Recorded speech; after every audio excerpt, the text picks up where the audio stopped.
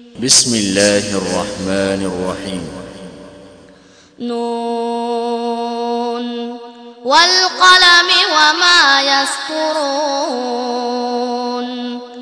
ما أنت بنعمة ربك بمجنون وإن لك لأجرا غير ممنون وإنك لعلى خلق عظيم فستبصر ويبصرون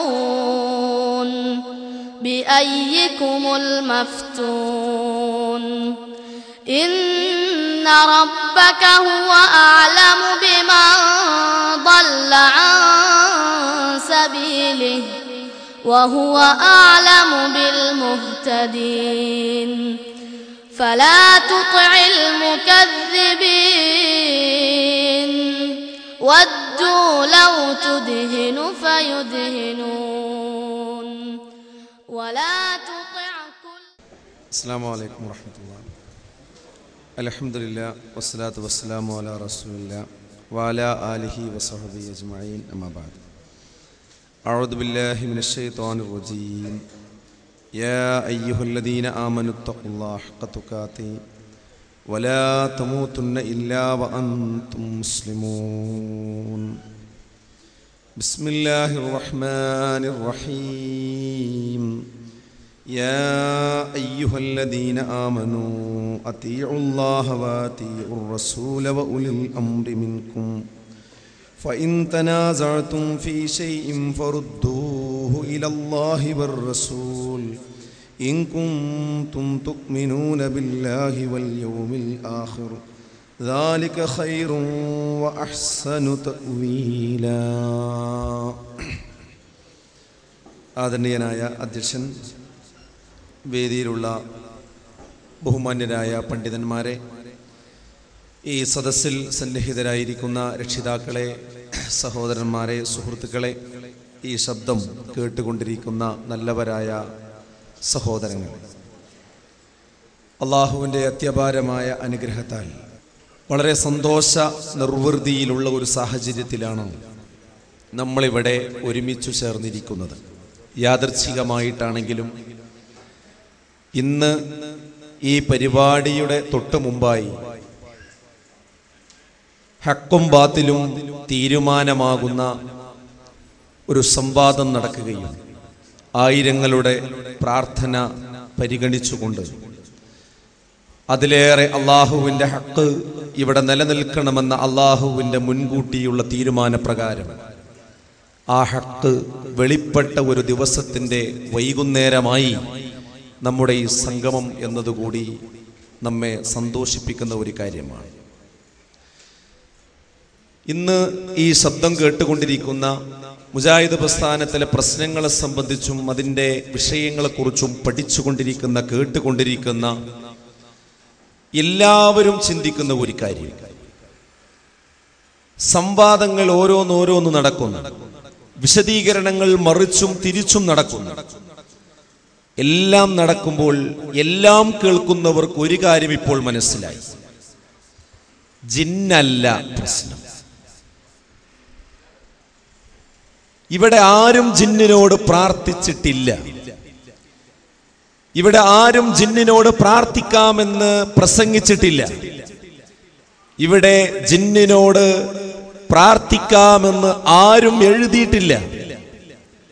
ജിന്നിനോട് ആ രൂപത്തിലുള്ള സഹായ തേട്ടമാവാമെന്നോ അത് പാടുണ്ട് എന്നോ അങ്ങനെ ആരും ഇവിടെ വാദിച്ചിട്ടുമില്ല, എഴുതിയിട്ടുമില്ല. ശിർക്കിലേക്ക് പോയ മുജാഹിദുകളിൽ ആരും തന്നെയില്ല. ഇന്നത്തെ കോഴിച്ചിന സംവാദത്തോടുകൂടി ആർക്കെങ്കിലും നേരത്തെ ഇതിൽ സംശയമുണ്ടായിരുന്നുവെങ്കിൽ അവർക്കും ഇതോടുകൂടി സംശയം തീർന്നിരിക്കുകയാണ്. പക്ഷെ വീണ്ടും മനസ്സിൽ പുകയുന്നു. ഇത്രയും സുന്ദരമായ, ഇത്രയും പക്വതയുള്ള കേരളത്തിന്റെ ചരിത്രത്തിൽ തന്നെ ഈ പ്രസ്ഥാനത്തിന്റെ ആദ്യകാലം അറിയപ്പെടുന്നത് ഐക്യസംഘം എന്ന പേരിലാണ്. ഐക്യസംഘം എന്ന പേര് ഇതിന് നൽകാനുള്ള പ്രധാനപ്പെട്ട കാരണം ആരുടെയെങ്കിലും ചിന്തയിൽ വന്ന ഒരു പ്രത്യേക പേരല്ല.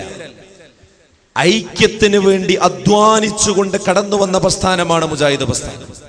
അതിന്റെ ആദ്യകാല നേതാക്കന്മാർ ചെറിയ കാരണങ്ങളുടെ പേരിൽ കോഴിപ്പോര് നടത്തിയിരുന്ന ഒരു കാലഘട്ടം മുസ്ലിമീങ്ങൾക്കുണ്ടായിരുന്നു കേരളത്തിൽ.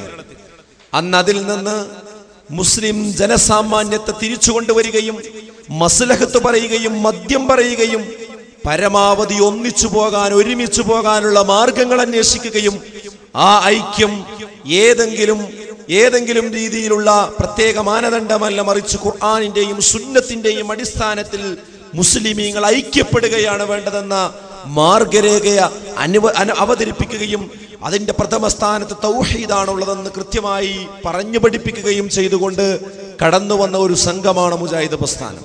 അതാണ് ഐക്യ സംഘം എന്ന പേര് ഇതിന് വരാനുള്ള കാരണം.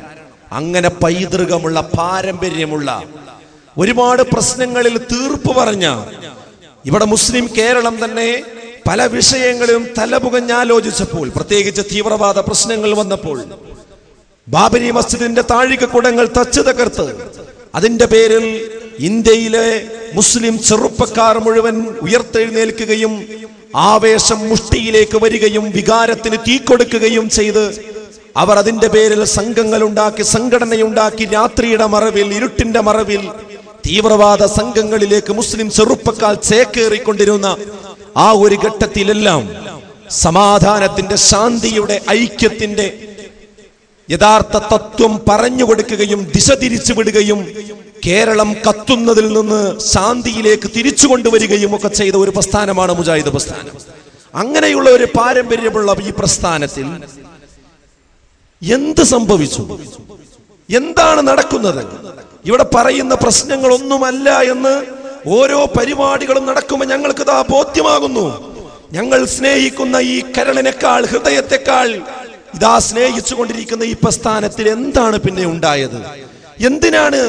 ഒരു പണ്ഡിതനെയല്ല ആദ്യം നമ്മൾ കേട്ടത് ബഹുമാന്യനായ സക്കരിയ സ്വലാഹിയെ സംഘടനയിൽ നിന്ന് പുറത്താക്കി എന്നാണ്.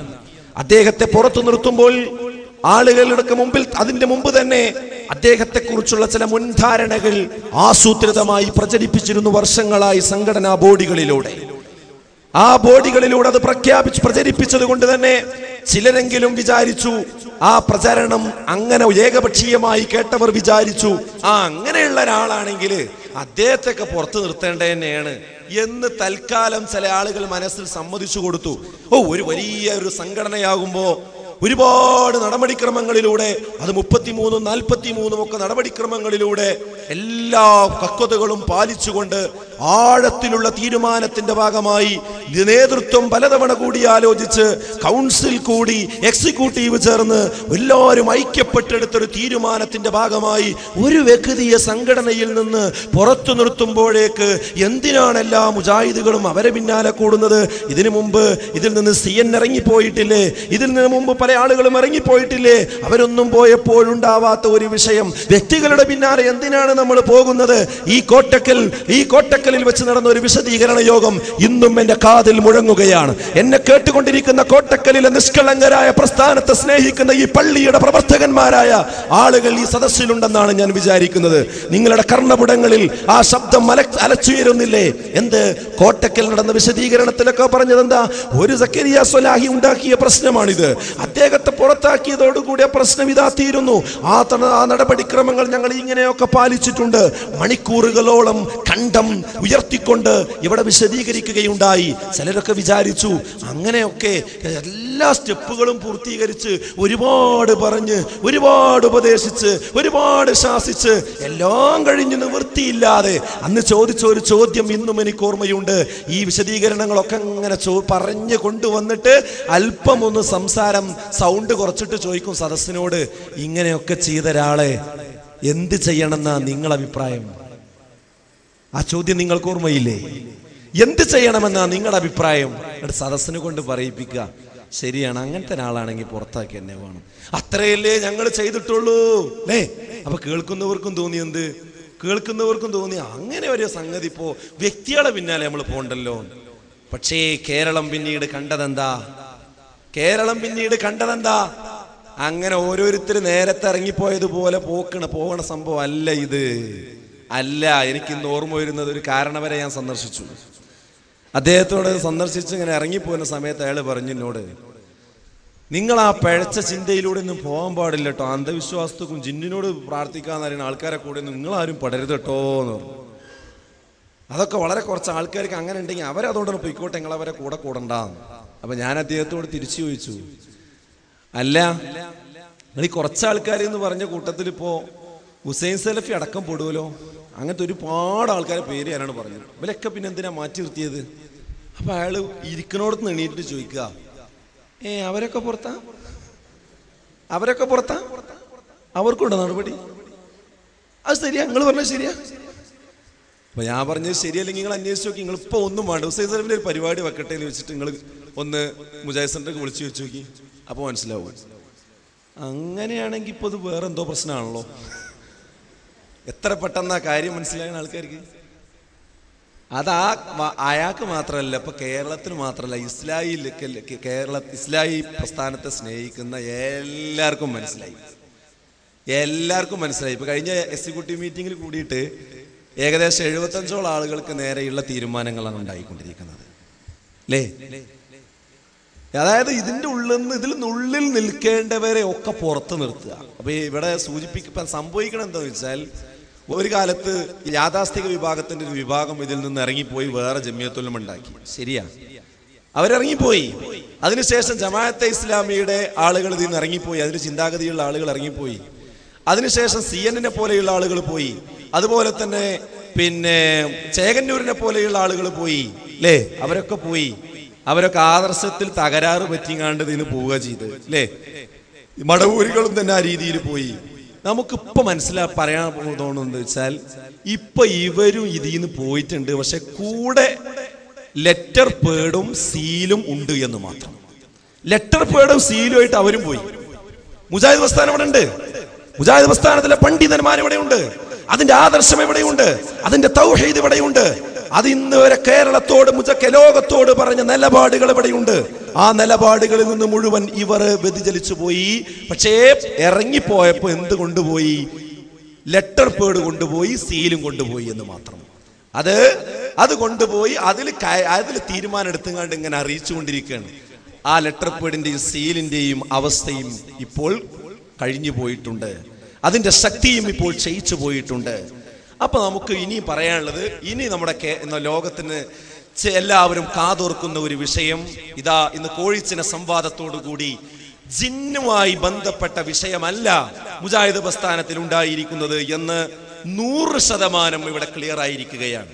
പിന്നെ എന്താണ് ഇവിടെയുള്ളത്? എന്താണ് ഈ ചോദ്യം? ഇന്ന് മുജാഹിദുകൾ ചോദിക്കുന്നു. ഇൻഷാ അല്ലാഹ് ആ ചോദ്യത്തിന് മറുപടികൾ ഇതാ ഇവിടെ പറയാൻ തുടങ്ങുകയാണ്. അത് മനസ്സിലാക്കുന്നതോടുകൂടി ആരൊക്കെയാണോ അതിന്റെ കൂടെ ഒത്താശക്ക് നടന്നിരുന്നത് അവരടക്കം ഇവർക്ക് എതിരാകുന്ന സമയമാണ്. നിമിഷങ്ങളാണ്, മണിക്കൂറുകളാണ്, മാസങ്ങളാണ് ഇനി വരുന്ന ദിനരാത്രങ്ങളിൽ വരാനിരിക്കുന്നത്. സംശയിക്കേണ്ട കാര്യമില്ല. അതായത് മുജാഹിദുകൾ തെറ്റുന്നത് എന്തിന്റെ പേരില്ല? തൗഹീദുമ പ്രശ്നം വന്നല്ലോ എന്ന് വിചാരിച്ചിട്ടാണ് എല്ലാവരും ഇപ്പൊ ഇതിനെ എന്ത് മാത്താങ്കൂത്ത് കാണിച്ചാലും അതിനൊക്കെ സപ്പോർട്ട് ചെയ്തുകൊണ്ട് പോണത്. എന്തുകൊണ്ടാ? നമ്മൾ തൗഹീദിന്റെ ആളുകളല്ലേ, അതിൽ തകരാറ് വരുത്തിയാ പിന്നെന്താ? അതുകൊണ്ടാണല്ലോ ഈ ചെയ്യണതൊക്കെ സംഘടന. അതുകൊണ്ട് നമ്മൾ ക്ഷമിക്കന്നെ, സഹിക്കന്നെ, അതൊക്കെ ചെയ്യന്നെ. പള്ളിയിൽ നിന്ന് മിമ്പർമ നാളെ വലിച്ചിടണം, അല്ലേ? ഇപ്പൊ നമ്മളെ അൻസാരിനെ പോലെയുള്ള ആളുകളെ ഒഴിവാക്കണമെന്ന് ഇനി അവിടുന്ന് ഒരു ലെറ്റർ പേഡിൽ ഒരു കത്ത് വന്നാൽ ആ കത്ത് വരെ നടപ്പാക്കണം. എന്താ? അൻസാരിയുടെ ഖുത്ബക്ക് കുഴപ്പമുണ്ടോ? കുഴപ്പമില്ല. അദ്ദേഹത്തിന്റെ ഖുർആൻ ക്ലാസ്സിന് കുഴപ്പമുണ്ടോ? കുഴപ്പമില്ല. ഇന്ന് വരെ അദ്ദേഹം ജിന്നുമായി ബന്ധപ്പെട്ട ഇതുപോലെ എന്തെങ്കിലും സംഗതികൾ പറഞ്ഞിട്ടുണ്ടോ? ഒന്നും പറഞ്ഞിട്ടില്ല. എന്നാലും സംഘടന അറിയിക്കല്ലേ. കാരണം എന്തോ തൗഹീദിൽ പഴച്ച ആൾക്കാരുണ്ട്, അതിന്റെ ഭാഗമാണ് അദ്ദേഹം എന്നതുകൊണ്ടല്ലേ. അപ്പൊ നമുക്ക് പ്രയാസാണെങ്കിൽ ഒഴിവാക്കന്നെ എന്ന് ഇനി വിചാരിക്കൂല. ഇനി കോട്ടക്കലിലുള്ള മുജാഹിദുകൾ വിചാരിക്കൂല. കാരണം എന്താണെന്നറിയോ? അവർക്ക് മനസ്സിലായി, അവർക്ക് വിഷയം തിരിഞ്ഞു. ഇത് ജിന്നല്ല, ഇത് ജിന്നിനോട് പ്രാർത്ഥിക്കുന്ന വിഷയമല്ല. തൗഹീദില് ഇവിടെ ആരും കളങ്കം വരുത്തിയിട്ടില്ല. തൗഹീദിൽ കളങ്കം വരുത്തി എന്ന് വരുത്തി തീർക്കാൻ വേണ്ടി ധൃതി പിടിച്ച് ശ്രമിച്ചപ്പോൾ സ്വാഭാവികമായും അവർക്കിപ്പോൾ അബദ്ധം പറ്റിയിട്ടുണ്ട് എന്നിടത്ത് മുജാഹിദ് കേരളം ഇതാ ഇവിടെ തീരുമാനമെടുത്തു കഴിഞ്ഞ ഒരു സാഹചര്യത്തിലാണ് നമ്മളുള്ളത്. ഒരുപാട് കാര്യങ്ങൾ ഇവിടെ പറയാനുണ്ട്. ഈ സന്ദർഭം, ഈ ഒരു യോഗം എല്ലാം പറയാൻ പറ്റിയതല്ല. ചുരുക്കി ഏതാനും കാര്യങ്ങൾ ഞാൻ പറയാം. വളരെ കൃത്യമായി സൂചിപ്പിച്ചു പോവുകയാണ്. എന്താ പിന്നെ ഇവിടെ യഥാർത്ഥത്തിൽ സംഭവിച്ചത്? എനിക്ക് മനസ്സിലായിടത്തോളം, എനിക്ക് മനസ്സിലായി എന്ന് പറഞ്ഞാൽ എൻ്റെ മനസ്സിലായാലും മുജാഹിദ് പ്രസ്ഥാനത്തിൽ ഒരു വലിയ പ്രമാണമായിട്ട് ഞാൻ പറയണമൊന്നുമില്ല. പക്ഷേ ഇതിൻ്റെ കൂടെ MSM-ലും ISM-ലും സംസ്ഥാന സമിതികളിൽ 10-20ഓളം വർഷമായി ഉണ്ടായതിൻ്റെ അനുഭവത്തിന്റെ അടിസ്ഥാനത്തിൽ പറയുന്ന ചില കാര്യങ്ങളാണ്. അത് നിങ്ങൾക്ക് തെളിവുകൾ മാറ്റിവെച്ചുകൊണ്ട് ഞാൻ പറയുന്ന അനുഭവങ്ങൾ മുഖവിലക്കെടുത്തുകൊണ്ട് തന്നെ നിങ്ങൾക്കൊരു പുനർവിചിന്തനം നടത്താം. എന്നിട്ട് തീരുമാനിച്ചാൽ മതി. പക്ഷെ കാര്യങ്ങൾ അറിയിക്കണമല്ലോ. ഒരു കാര്യം കൂടി ആമുഖത്ത് പറയട്ടെ. എന്തുകൊണ്ടാ ISM-നും MSM-നും എതിരിൽ നടപടി വന്നതിന് ശേഷം ഞങ്ങളെവിടെയും ഇതുപോലെ വിശദീകരിക്കുന്നത് കേട്ടിട്ടുണ്ടാവില്ല. ഒരു പൊതു പ്രസംഗത്തിലോ പൊതുവായ പരിപാടികളിലോ ഞങ്ങൾ അതിനുശേഷം ഉടനെ ഞങ്ങൾ പ്രസംഗിച്ചിട്ടില്ല. പല ആളുകളും വിളിച്ചു പറഞ്ഞു, ഇങ്ങനെയൊക്കെ ഒരു നടപടി എടുത്ത് പത്രത്തിലൊക്കെ കൊടുത്തിട്ട് നിങ്ങൾ എന്താ വിഷയങ്ങളൊന്നും ജനങ്ങളോട് പറയാത്തത്, എന്താ അതിന്റെ വസ്തുത പറയാത്തത് എന്ന് നമ്മുടെ ഇഷ്ടപ്പെടുന്ന ഒരുപാട് ആളുകൾ ചോദിച്ചിട്ടുണ്ട്. പക്ഷേ ഞങ്ങൾ അന്ന് പറഞ്ഞില്ല. അത് ബോധപൂർവം പറയാതെന്നതാ. പല ആളുകളും പറഞ്ഞു കേസ് കൊടുത്തൂടെ. കേസ് നമ്മൾ കൊടുത്തിട്ടില്ല. അതുപോലെ പത്രസമ്മേളനം നടത്തി വിഷയം പറഞ്ഞൂടെ. പത്രസമ്മേളനം നടത്തിയിട്ടില്ല. വിളിക്കാത്ത പത്രക്കാർ കുറവാണ്. അവരൊക്കെ വിളിച്ചിട്ട് ഞങ്ങൾ മുണ്ടിയിട്ടില്ല. എന്താ അതൊക്കെ ചെയ്യാതിരിക്കാൻ കാരണം എന്നറിയോ? അച്ചടക്കം പാലിച്ചതാണ്. അച്ചടക്കം ഇവിടെ അച്ചടക്കമില്ലാത്ത പ്രശ്നമാണല്ലോ ആകെ. സംഘടനാ അച്ചടക്കം, ആദർശ അച്ചടക്കം, ഇത് രണ്ടും ഇല്ലാത്തതാണ് ഇന്നുണ്ടായ പ്രശ്നം എന്നാ. പക്ഷെ ഞങ്ങള് സംഘടനാ അച്ചടക്കം പാലിച്ചതാണ്. എന്തേന്ന് അച്ചടക്കം എന്നറിയോ? KNM-ന്റെ ഭരണഘടന പ്രകാരം KNM-ന്റെ എക്സിക്യൂട്ടീവ് ഒരു തീരുമാനമെടുത്താൽ ആ തീരുമാനം നമുക്ക് ഭരണഘടനയ്ക്ക് വിരുദ്ധമാണെന്ന് വന്നാൽ, ആ തീരുമാനം ചോദ്യം ചെയ്യപ്പെടേണ്ടതാണെന്ന് തോന്നിയാൽ KNM-ന്റെ ഭരണഘടന പ്രകാരം അതിന്റെ വകുപ്പ് എന്താ അറിയോ? കൗൺസിലിന് പരാതി കൊടുക്കാം എന്നതാണ്. സ്റ്റേറ്റ് കൗൺസിലിന് പരാതി കൊടുക്കാം. അതാണ് നമ്മുടെ ഭരണഘടന പറയുന്നത്. ഞങ്ങൾ ആലോചിച്ച ശേഷം ഞങ്ങൾ അതാണ് ചെയ്തത്. മുമ്പ് മടവൂർ വിഭാഗം എന്ത് ചെയ്തോ അതൊന്നും ചെയ്യാൻ പാടില്ല എന്ന തീരുമാനമാണ് ആദ്യം സെക്രട്ടേറിയറ്റിൽ നിന്നുണ്ടായത്. അതൊന്നും നമ്മൾ ചെയ്യാൻ പാടില്ല. അതിന് മറിച്ച് കൗൺസിലിൽ പരാതി കൊടുക്കണം. അതാണല്ലോ ഭരണഘടന പറയുന്നത്. അത് പ്രകാരം ഞങ്ങൾ കൗൺസിലിന് പരാതി കൊടുത്തു. ബഹുമാന്യനായ AP അഡ്രസ് ചെയ്തുകൊണ്ട് തന്നെ പരാതി കൊടുത്തു. എന്ത്? ഇതാ ഞങ്ങൾക്കെതിരിൽ എടുത്തിരിക്കുന്ന നടപടി ഞങ്ങളോടൊരക്ഷരം ചോദിക്കാതെയാണ്, ഞങ്ങളോടതിന്റെ കാരണങ്ങൾ ബോധ്യപ്പെടുത്താതെയാണ്. അതുകൊണ്ട് ഞങ്ങൾക്ക് പറയാനുള്ളത് കൂടി ദയവ് ചെയ്ത് നിങ്ങൾ കേൾക്കണം. അതിനുള്ള ഒരു അവസരം കൗൺസിലിൽ ഉണ്ടാക്കണം. എന്നിട്ട് കൗൺസിൽ ഈ നടപടി, ഈ കാര്യം, ഈ തീരുമാനം പുനഃപരിശോധിക്കണം എന്ന് ആവശ്യപ്പെട്ടുകൊണ്ട് ഞങ്ങളൊരു കത്ത് കൊടുക്കുകയാണ് ISM-ഉം MSM-ഉം ചെയ്തിട്ടുള്ളത്. എന്നാൽ ആ കത്ത് കൊടുത്താൽ ഞങ്ങൾ വേഗം മുതലക്കുളത്ത് പോയി വിശദീകരിക്കാൻ പാടുണ്ടോ?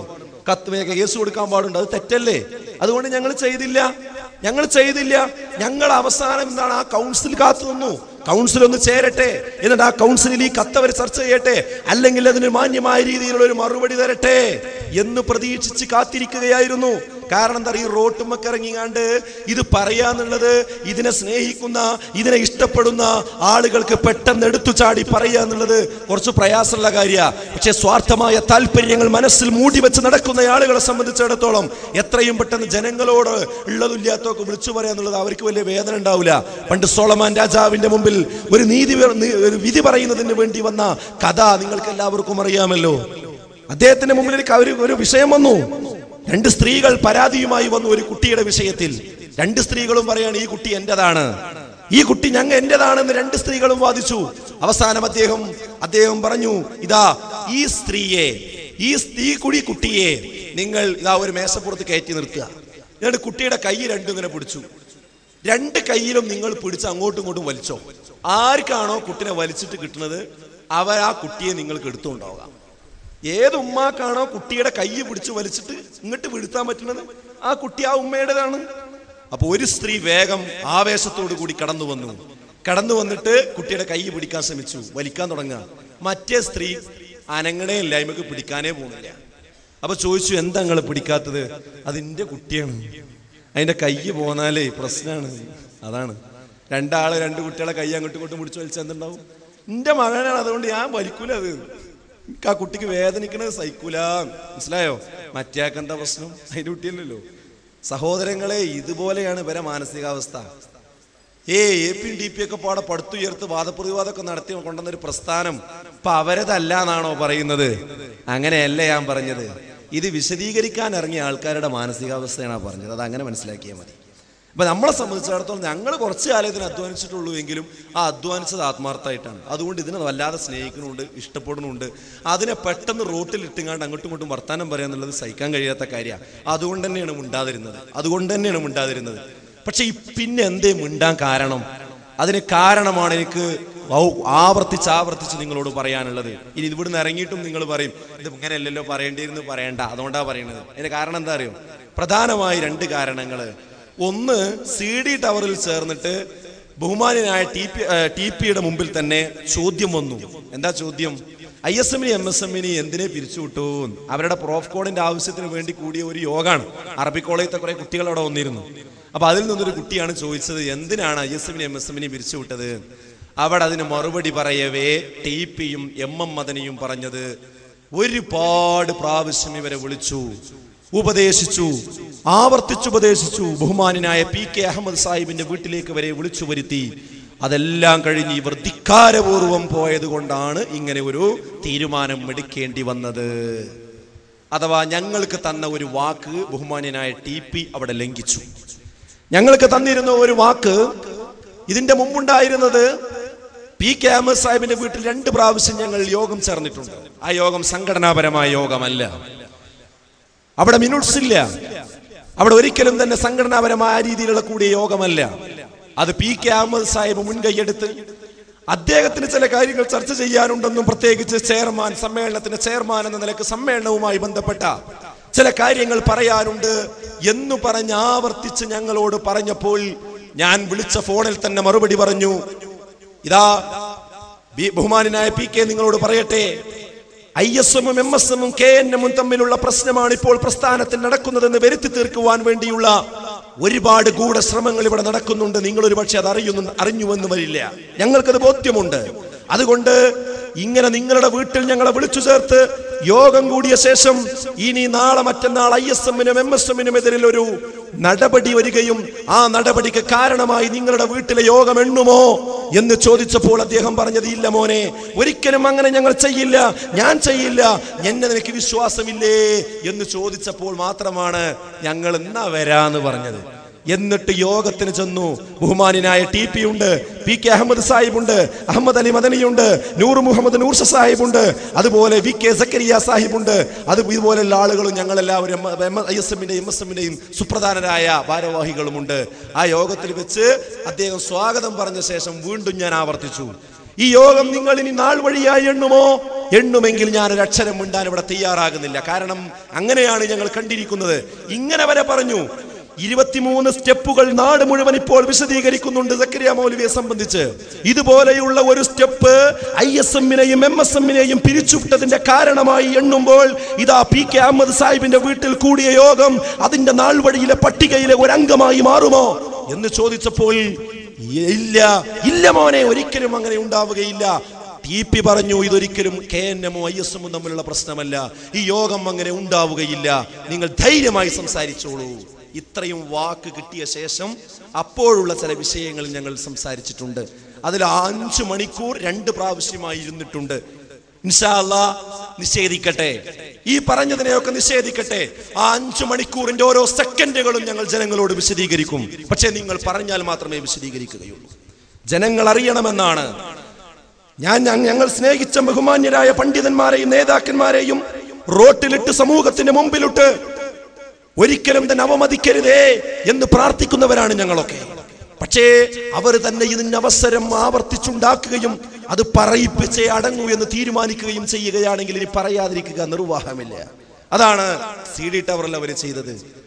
ഈ വാക്ക് ലംഘിച്ചുകൊണ്ട് എന്ത് പറഞ്ഞു? PK അഹമ്മദ് സാഹിബിന്റെ വീട്ടിൽ വിളിച്ച കാര്യമൊക്കെ പറഞ്ഞിട്ട് പറഞ്ഞു, അതൊക്കെ ചെയ്ത ശേഷമാണ് ഈ നടപടി എടുത്തത്. അപ്പൊ നടപടിയിൽ എണ്ണി അന്ന് ആ CD ടവറിൽ ഒരു 100-100 ആൾക്കാർ കേട്ടതല്ല, ബൈലക്സിൽ കണക്ഷൻ കൊടുത്ത് ലോകം മുഴുവൻ കേൾക്കുകയും വിശദീകരിച്ചു. 1 അത് നടന്ന ഡേറ്റ് എന്നറിയാം, എല്ലാവരും ഒന്ന് ഓർത്തു വെക്കുന്നത് നല്ലതാണ്. അതായത് ഫെബ്രുവരി 3-ാം തീയതി കഴിഞ്ഞ ഫെബ്രുവരി 3-ാം തീയതി പ്രോഫ് കോൺ സംഗമത്തിന് വേണ്ടി അവിടെ കൂടിയ യോഗമാണ്. രണ്ടാമത്തെ വിഷയം എന്ന് വെച്ചാൽ അബ്ദുറഹ്മാൻ സലഫി തന്നെ ഫെബ്രുവരി 23 എടത്തനാട്ടുകരക്കടുത്ത് പാലക്കാഴിയിൽ വന്ന് 12:30 മണി വരെ മുഖാമുഖം നടത്തി. 12:30 വരെ. അതൊക്കെ ഇസ്ലാമി പ്രസ്ഥാനത്തിന്റെ ചരിത്രത്തിലുള്ളതാണോ എന്ന് നിങ്ങൾ ആലോചിച്ച് നോക്കണം. ഈ വിഷയം വന്നപ്പോഴാണ് ഈ 12:30 മണിക്കൊക്കെ പോകാൻ തുടങ്ങിയത്. 23 അദ്ദേഹം അവിടെ വന്ന് ഇതേ ചോദ്യം സദസ്സിന്ന് വന്നോ വരുത്തിയോ എന്ന് അവരോട് ചോദിക്കണം. 1 മണിക്കൂർ വീണ്ടും വിശദീകരിച്ചു. അവിടെ വെച്ച് അദ്ദേഹം പറഞ്ഞു, സാൽവേഷൻ മുതൽ ISM പ്രശ്നക്കാരാണ്, അവർ വിളിച്ചിട്ട് വരാത്തവരാണ്. ISMന്റെ തെരഞ്ഞെടുപ്പ് നടന്നത് ഏകപക്ഷീയമാണ്, ആരുടെ മുമ്പിലും മുട്ടുമടക്കില്ലെന്ന് ഞാൻ പറഞ്ഞിട്ടുണ്ട്, സമ്മേളനത്തെ കളിയാക്കിയവരാണവർ. ഇങ്ങനെ തുടങ്ങി ഏകപക്ഷീയമായ വിശദീകരണം. ശരിക്കും ഇവർ ചെയ്യേണ്ടത് എന്താ? ഞങ്ങൾക്ക് രജിസ്റ്റേർഡ് ആയിട്ടാണ് ഒരു കത്ത് വന്നത്. നടപടിയെടുക്കുന്നതിന് മുമ്പ് ഞങ്ങളോട് നടപടിയുമായി ബന്ധപ്പെട്ട കാര്യങ്ങൾ സംസാരിച്ചിട്ടില്ല. അതാണോ എന്ന് കൂടിയ യോഗത്തിൽ ചോദിച്ചപ്പോൾ അതിന്റെ ഭാഗമല്ല എന്നാണ് ഞങ്ങളോട് പറഞ്ഞത്. എന്നിട്ട് മാധ്യമം പത്രത്തിൽ നിന്നാണ് തീരുമാനമെടുത്ത വിവരം ഞങ്ങൾ അറിയുന്നത്. അതിനു മുമ്പ് വിവരം ഞങ്ങൾ അറിയില്ല, ആ കാര്യം ഞങ്ങൾ അറിയില്ല. അങ്ങനെയാണ് യഥാർത്ഥത്തിൽ ഈ സംഗതികളിലേക്ക് എത്തിയത് എന്നാണ് സൂചിപ്പിച്ചതിന്റെ ചുരുക്കം. അതായത് ഈ ഒരു 2 കാരണങ്ങൾ ഈ രൂപത്തിൽ അവർ ചെയ്യേണ്ടിയിരുന്നത് യഥാർത്ഥത്തിൽ ഞങ്ങൾ നൽകിയ കത്ത്, ആ കത്ത് അവരിങ്ങോട്ട് രജിസ്റ്റേർഡ് ആയിട്ടാണ് അയച്ചത്. അതുകൊണ്ട് സ്വാഭാവികമായി ഞങ്ങളും രജിസ്റ്റേർഡ് ആയിട്ട് അയച്ചു. കാരണം കത്ത് കിട്ടിയെന്നുള്ള തെളിവ് വേണമല്ലോ. അതിന് TP പറഞ്ഞത് എന്താ? ഒരു കത്ത് അങ്ങോട്ട് രജിസ്റ്റേർഡ് ആയിട്ട് അയച്ചപ്പോ വേറൊരു കത്ത് ഇങ്ങോട്ട് രജിസ്റ്റേർഡ് ആയിട്ട് അയച്ചു. ധിക്കാരം കാണിച്ചു. എന്താ പിന്നെ ചെയ്യാൻ? അത് രജിസ്റ്റേർഡ് ആയിട്ട് അയക്കുന്നുണ്ടെങ്കിലും ആ കത്ത് കിട്ടിയ വിവരം തന്നെ ഉണ്ടാവില്ല അവിടെ. അതൊരു തെളിവിന് വേണ്ടി എന്താണ് അയച്ചതാണ്. അപ്പൊ അത് അയച്ചപ്പോൾ രജിസ്റ്റേർഡ് ആയിട്ട് അയച്ചു എന്നുള്ളതാണ്. വേഗം നടപടിക്ക് കാരണം ഉണ്ടാക്കുകയാണ്. യഥാർത്ഥത്തിൽ ആ കത്തിന് ഒരു മറുപടി ഒന്നുകിൽ ഞങ്ങളെ വിളിക്കാം, അല്ലെങ്കിൽ ആ കത്തിന് ഒരു രേഖാമൂലം തന്നെ രജിസ്റ്റേർഡ് ആയിട്ട് അടുത്ത മറുപടി അയക്കാം, അല്ലെങ്കിൽ ഇത് അടുത്ത കൗൺസിൽ ചേരുന്നുണ്ട്, ആ കൗൺസിലിൽ ഞങ്ങൾ എന്ത് ചെയ്യും, അതിനെപ്പറ്റി ചർച്ച ചെയ്യുമെന്ന് പറയാം. അതല്ലേ ഭരണഘടനാപരമായി ചെയ്യേണ്ടത്? എക്സിക്യൂട്ടീവ് ഞങ്ങൾ ചെയ്ത തെറ്റെന്താ? അവിടെ എന്താണ് ഞങ്ങൾ ചെയ്ത തെറ്റ്? നിങ്ങൾ പറയണം. ISM-ഉം MSM-ഉം ധിക്കാരം കാണിച്ചു എന്ന് അവരുടെ വിശദീകരണം കേട്ട് തെറ്റിദ്ധരിച്ച ആരെങ്കിലും ഉണ്ടെങ്കിൽ പറയണം. ഞങ്ങൾ ചെയ്ത തെറ്റെന്താ? ഞങ്ങൾ ചെയ്യേണ്ടിയിരുന്നത് എന്താ? ഈ വിവരം പത്രത്തിൽ വന്നപ്പോ വേഗം മുതലക്കുളത്തെ ആൾക്കാരൊക്കെ വിളിച്ചുകൂട്ടി വിശദീകരിക്കണമായിരുന്നു. അതാണോ ഞങ്ങൾ ചെയ്യേണ്ടിയിരുന്നത്? കോഴിക്കോട് ബീച്ചിൽ സമ്മേളനം വിളിച്ച് വിശദീകരിക്കണമായിരുന്നു. അതാണോ ഞങ്ങൾ ചെയ്യേണ്ടിയിരുന്നത്? അതല്ലെങ്കിൽ പത്രസമ്മേളനം നടത്തി ഞങ്ങൾ ഇത് ISM-നെ രജിസ്റ്റർ ചെയ്യുമെന്നാണോ പറയേണ്ടിയിരുന്നത്? ഞങ്ങൾ KNM-നെ പിരിച്ചുവിട്ടിരിക്കുന്നു എന്നാണോ ഞങ്ങൾ പറയേണ്ടിയിരുന്നത്? API-യും TPI ഞങ്ങൾ പുറത്താക്കിയിരിക്കുന്നു എന്നാണോ ഞങ്ങൾ പറയേണ്ടിയിരുന്നത്? ഇതൊന്നും ഞങ്ങൾ ആരും പറഞ്ഞിട്ടില്ല. മറിച്ച് ഞങ്ങൾ ചെയ്തത് എന്താ? KNM ഭരണഘടനയിലുള്ള ഒരു ക്ലോസിന് വേണ്ടി ഞങ്ങൾ അഭ്യർത്ഥിച്ചു. എന്താ ക്ലോസ്? എക്സിക്യൂട്ടീവ് എടുത്ത തീരുമാനം അംഗീകരിക്കാൻ കഴിയില്ലെങ്കിൽ കൗൺസിലിന് പരാതി ബോധിപ്പിക്കാം. ഈ ഒരു കാര്യം ഞങ്ങൾ ബോധിപ്പിച്ചു. ഇത് തെറ്റാണോ? അപ്പൊ സംഘടനയുടെ ഭരണഘടനയുടെ എല്ലാ ക്ലോസുകളും ഖുർആനിൽ ആയത്തിനേക്കാളും വലിയ പ്രാധാന്യത്തോടു കൂടിയാണല്ലോ സർക്കുലറും സംഘടനയും ഒക്കെ പറഞ്ഞുകൊണ്ടിരിക്കുന്നത്. ആ സംഘടനയുടെ, നിങ്ങൾ പറയുന്ന ആ സംഘടനയുടെ ഒരു ഭരണഘടനയിലെ ഒരു കാര്യം പാലിച്ചുവെന്ന, സംഘടന അച്ചടക്കം പാലിച്ചു എന്നതാണോ ഞങ്ങൾ ചെയ്ത തെറ്റ്? ഒരു കത്ത് കൊടുത്തു എന്നതാണോ ഞങ്ങൾ ചെയ്ത തെറ്റ്? ഈ ഇരിക്കുന്നവരിൽ KNM-ന്റെ സംസ്ഥാന കൗൺസിലർമാർ ഉണ്ടാകുമെന്നാണ് ഞാൻ മനസ്സിലാക്കുന്നത്, അല്ലെങ്കിൽ എന്റെ ശബ്ദം കേൾക്കുന്നവരിൽ ഉണ്ടാകുമെന്നാണ് ഞാൻ മനസ്സിലാക്കുന്നത്. ദാ ബഹുമാന്യരായ കൗൺസിലർമാരെ, നിങ്ങൾക്കാണ് ഞങ്ങൾ കത്ത് തന്നിരിക്കുന്നത്. നിങ്ങൾ കൂടുന്ന ഉന്നതമായ ആലോചനാ സഭയിൽ ചർച്ച ചെയ്തുകൊണ്ട് ഇതിനൊരു പരിഹാരം ഉണ്ടാക്കണം, ഞങ്ങൾക്ക് പറയാനുള്ളത് കൂടി കേൾക്കണം എന്ന് മാത്രമേ ഞങ്ങൾ അഭ്യർത്ഥിച്ചിട്ടുള്ളൂ. അതിന് അങ്ങനെയുള്ള ഒരു പ്രതികരിക്കുന്നതിന് പകരം എന്താ ചെയ്യണത് അറിയോ? മരവിപ്പിച്ച് നിർത്തിയിട്ട് ലോകം മുഴുവൻ ഏകപക്ഷീയമായി വിശദീകരിക്കുക. അതിന് 2 തെളിവാണ് ഞാൻ പറഞ്ഞു. ഒന്ന് TP-യും മദനിയും, അതുപോലെ തന്നെ അബ്ദുറഹ്മാൻ സലഫിയും. ഇതിന്റെ അപ്പുറത്തുള്ള നേതാക്കന്മാർ അധികം ഇല്ലല്ലോ, ആലോചിച്ചോക്കാ നിങ്ങൾ. അപ്പൊ അതുകൊണ്ടാണ് ഇനി ഞങ്ങൾ പറയാൻ തുടങ്ങിയത്. ഇനി എന്താ എത്ര സമയമെടുത്ത് പറയാൻ കാരണം എന്താ അറിയോ? ചരിത്രത്തിൽ ഇനി രേഖപ്പെടാൻ പോകുന്നത് എന്തിനാണ് ISM-ൽ നിന്ന് ഇന്നയാളെ പുറത്താക്കിയത്, ഇത് പുറത്ത് വിശദീകരിച്ചത് കൊണ്ടാണ് എന്നാണ് ഇനി വരാൻ പോണത്. മനസ്സിലായോ? ഇതുവരെ ഉള്ളതൊന്നല്ല. കാരണം എന്തിനാണ് MSM-നെ എതിരിൽ നടപടിയെടുത്തത്? മലപ്പുറത്ത് പ്രോഫ്കോൺ നടത്തിയതിനാണ് എന്നാണ് ഇനി ചരിത്രത്തിൽ വരാൻ പോകുന്നത്. അതാണ് ചരിത്രത്തിൽ രേഖപ്പെടാൻ പോകുന്നത്. അതുകൊണ്ടാണ് ഇത് അല്പം സമയമെടുത്തുകൊണ്ട് തന്നെ ആളുകൾക്ക് ഈ വിഷയം പറയാനുള്ള കാരണം. അതാണ്. ഇനി ഇല്ലെങ്കിൽ എഴുതി വെച്ചോളൂ നിങ്ങൾ. എന്താ കാരണം? മലപ്പുറത്തെ പ്രോഫ്കോണിന്റെ ആ പത്രസമ്മേളനം നടക്കുമ്പോൾ പത്രസമ്മേളനത്തിൽ പങ്കെടുത്തവർക്ക് അന്ന് വൈകുന്നേരമായപ്പോഴേക്കും വീട്ടിലേക്ക് കത്ത്, നിങ്ങൾ സമരപ്രവർത്തനത്തിന് നേതൃത്വം കൊടുത്ത വിവരം കിട്ടിയിരിക്കുന്നു എന്ന് പറഞ്ഞ് കത്ത് നോക്കി നിങ്ങൾ. അപ്പൊ ഇതാണ് കാരണം. അപ്പൊ എന്താ അറിയോ? ഒരാളെ പരമാവധി പുകക്കുക, മടയിലിട്ട് കുത്തുക, കാലുമ്മ ചവിട്ടുക, സൂചി എടുത്ത് കുത്തുക, ഇതൊന്നും ആരും കാണൂല. എന്നിട്ട് എന്തെങ്കിലും ഒരു വാക്ക് പ്രതികരിച്ചാൽ അതാ അവൻ കുറ്റം ചെയ്തു എന്ന് പറഞ്ഞിട്ട് അവനെ സംഘടനയിൽ നിന്ന് പുറത്താക്കുക. അതാണ് ഇപ്പോൾ സംഘടന ഇപ്പോൾ ചെയ്തുകൊണ്ടിരിക്കുന്നത്. ISM-ന്റെ MSM-ന്റെയും വിഷയത്തിൽ ഇപ്പോൾ ചെയ്താലുള്ള പ്രവർത്തനം അതാണ് ഇപ്പൊ ഞാൻ പറയാൻ കാരണം. ഇത് വിശദീകരിച്ചു എന്നതാണ് എന്ത് ഇനി ഉണ്ടാ ആ കുട്ടികൾ കത്ത് തന്നു എന്നുള്ളത് ശരിയാണ്.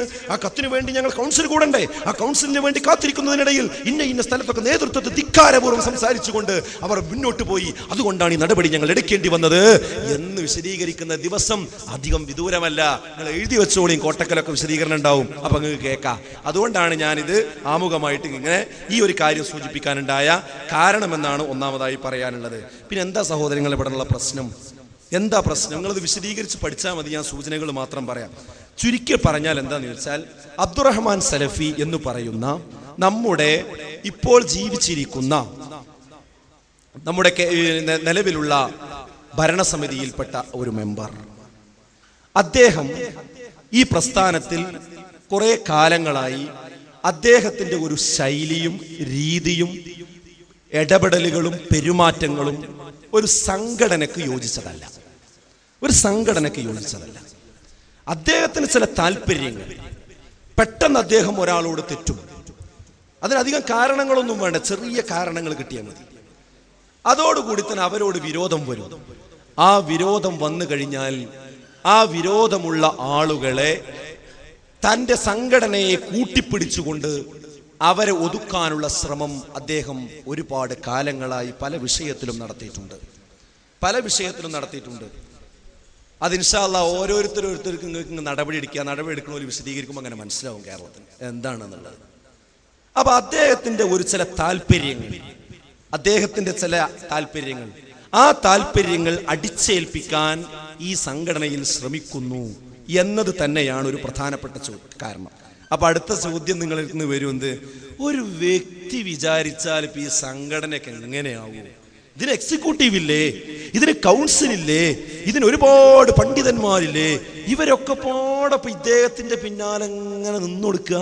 അത് ഞങ്ങൾക്ക് ഏതായാലും വിശ്വസിക്കാൻ പ്രയാസമുണ്ട് എന്നാണ് സ്വാഭാവികമായും വരിക.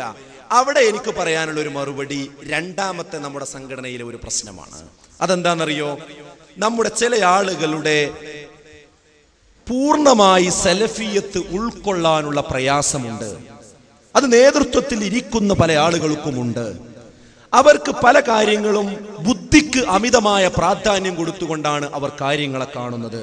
അഥവാ അഖിലാനീയത്തിന്റെ ലക്ഷണങ്ങളും അതിന്റെ വേരുകളും ഒക്കെയുള്ള ആളുകൾ ഉണ്ട് എന്നത് മറ്റൊരു വിഷയമാണ്, മറ്റൊരു സംഗതിയാണ്. അതുകൊണ്ട് തന്നെ വേറൊരു മൂന്നാമത്തെ വിഷയം, ചില ആളുകളൊക്കെ നിഷ്ക്രിയരാണ് എന്നതാണ്. അവർക്ക് ഇതൊക്കെ നടന്നു പോയാൽ മതി, ഞങ്ങളെ വല്ലാതെ എന്ത് ചെയ്യണ്ട, മേത്തേക്ക് എടുക്കണ്ട, അതൊക്കെ നടന്നു പോയാൽ മതി എന്നുള്ള ലൈനാണ്.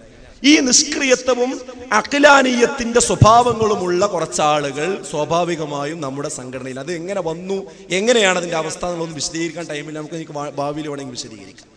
സ്വാഭാവികമായും അബ്ദുറഹ്മാൻ സലഫി അദ്ദേഹത്തിന്റെ ചില ആളുകളോടുള്ള പ്രയാസങ്ങൾ, അവരോടുള്ള വിരോധങ്ങൾ തീർക്കുന്നതിന് വേണ്ടി ഈ അഖിലാനി സ്വഭാവമുള്ള ആളുകളെ കൂടെ നിർത്തി കൂട്ടിപ്പിടിച്ചുകൊണ്ട് ഒരു മുന്നണി ഉണ്ടാക്കി എന്നതാണ് യഥാർത്ഥത്തിൽ വസ്തുത.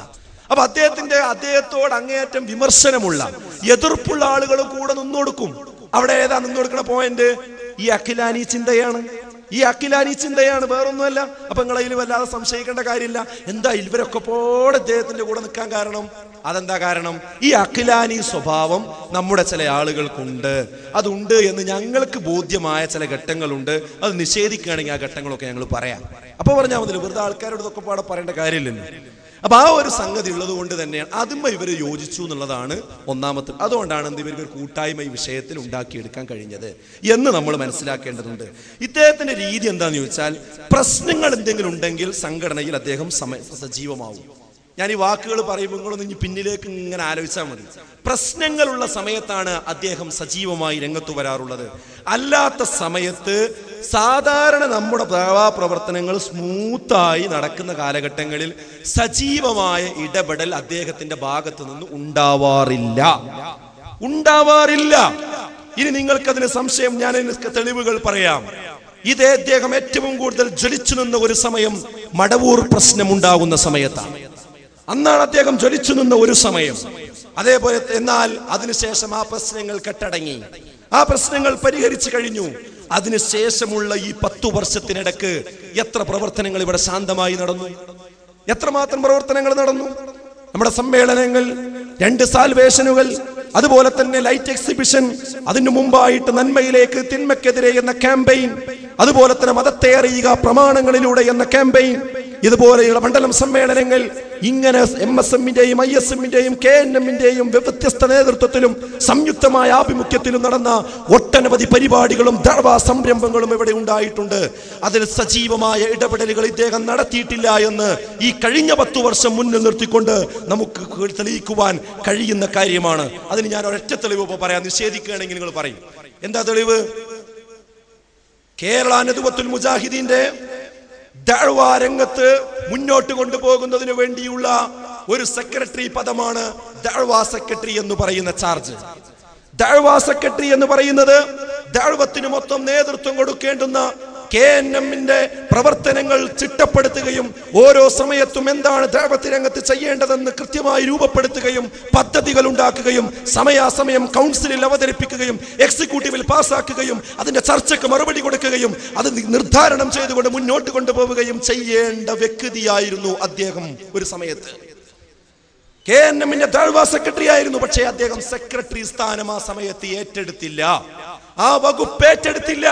അദ്ദേഹം ആ വകുപ്പ് ഏറ്റെടുക്കാതെ KNMന്റെ സെക്രട്ടേറിയറ്റിൽ പങ്കെടുക്കാതെ ബഹുമാന്യനായ APAയോട് വിയോജിപ്പ് പ്രകടിപ്പിച്ചുകൊണ്ട് മാസങ്ങളോളം യോഗത്തിന് വരാതെ നടന്നിട്ടില്ലേ?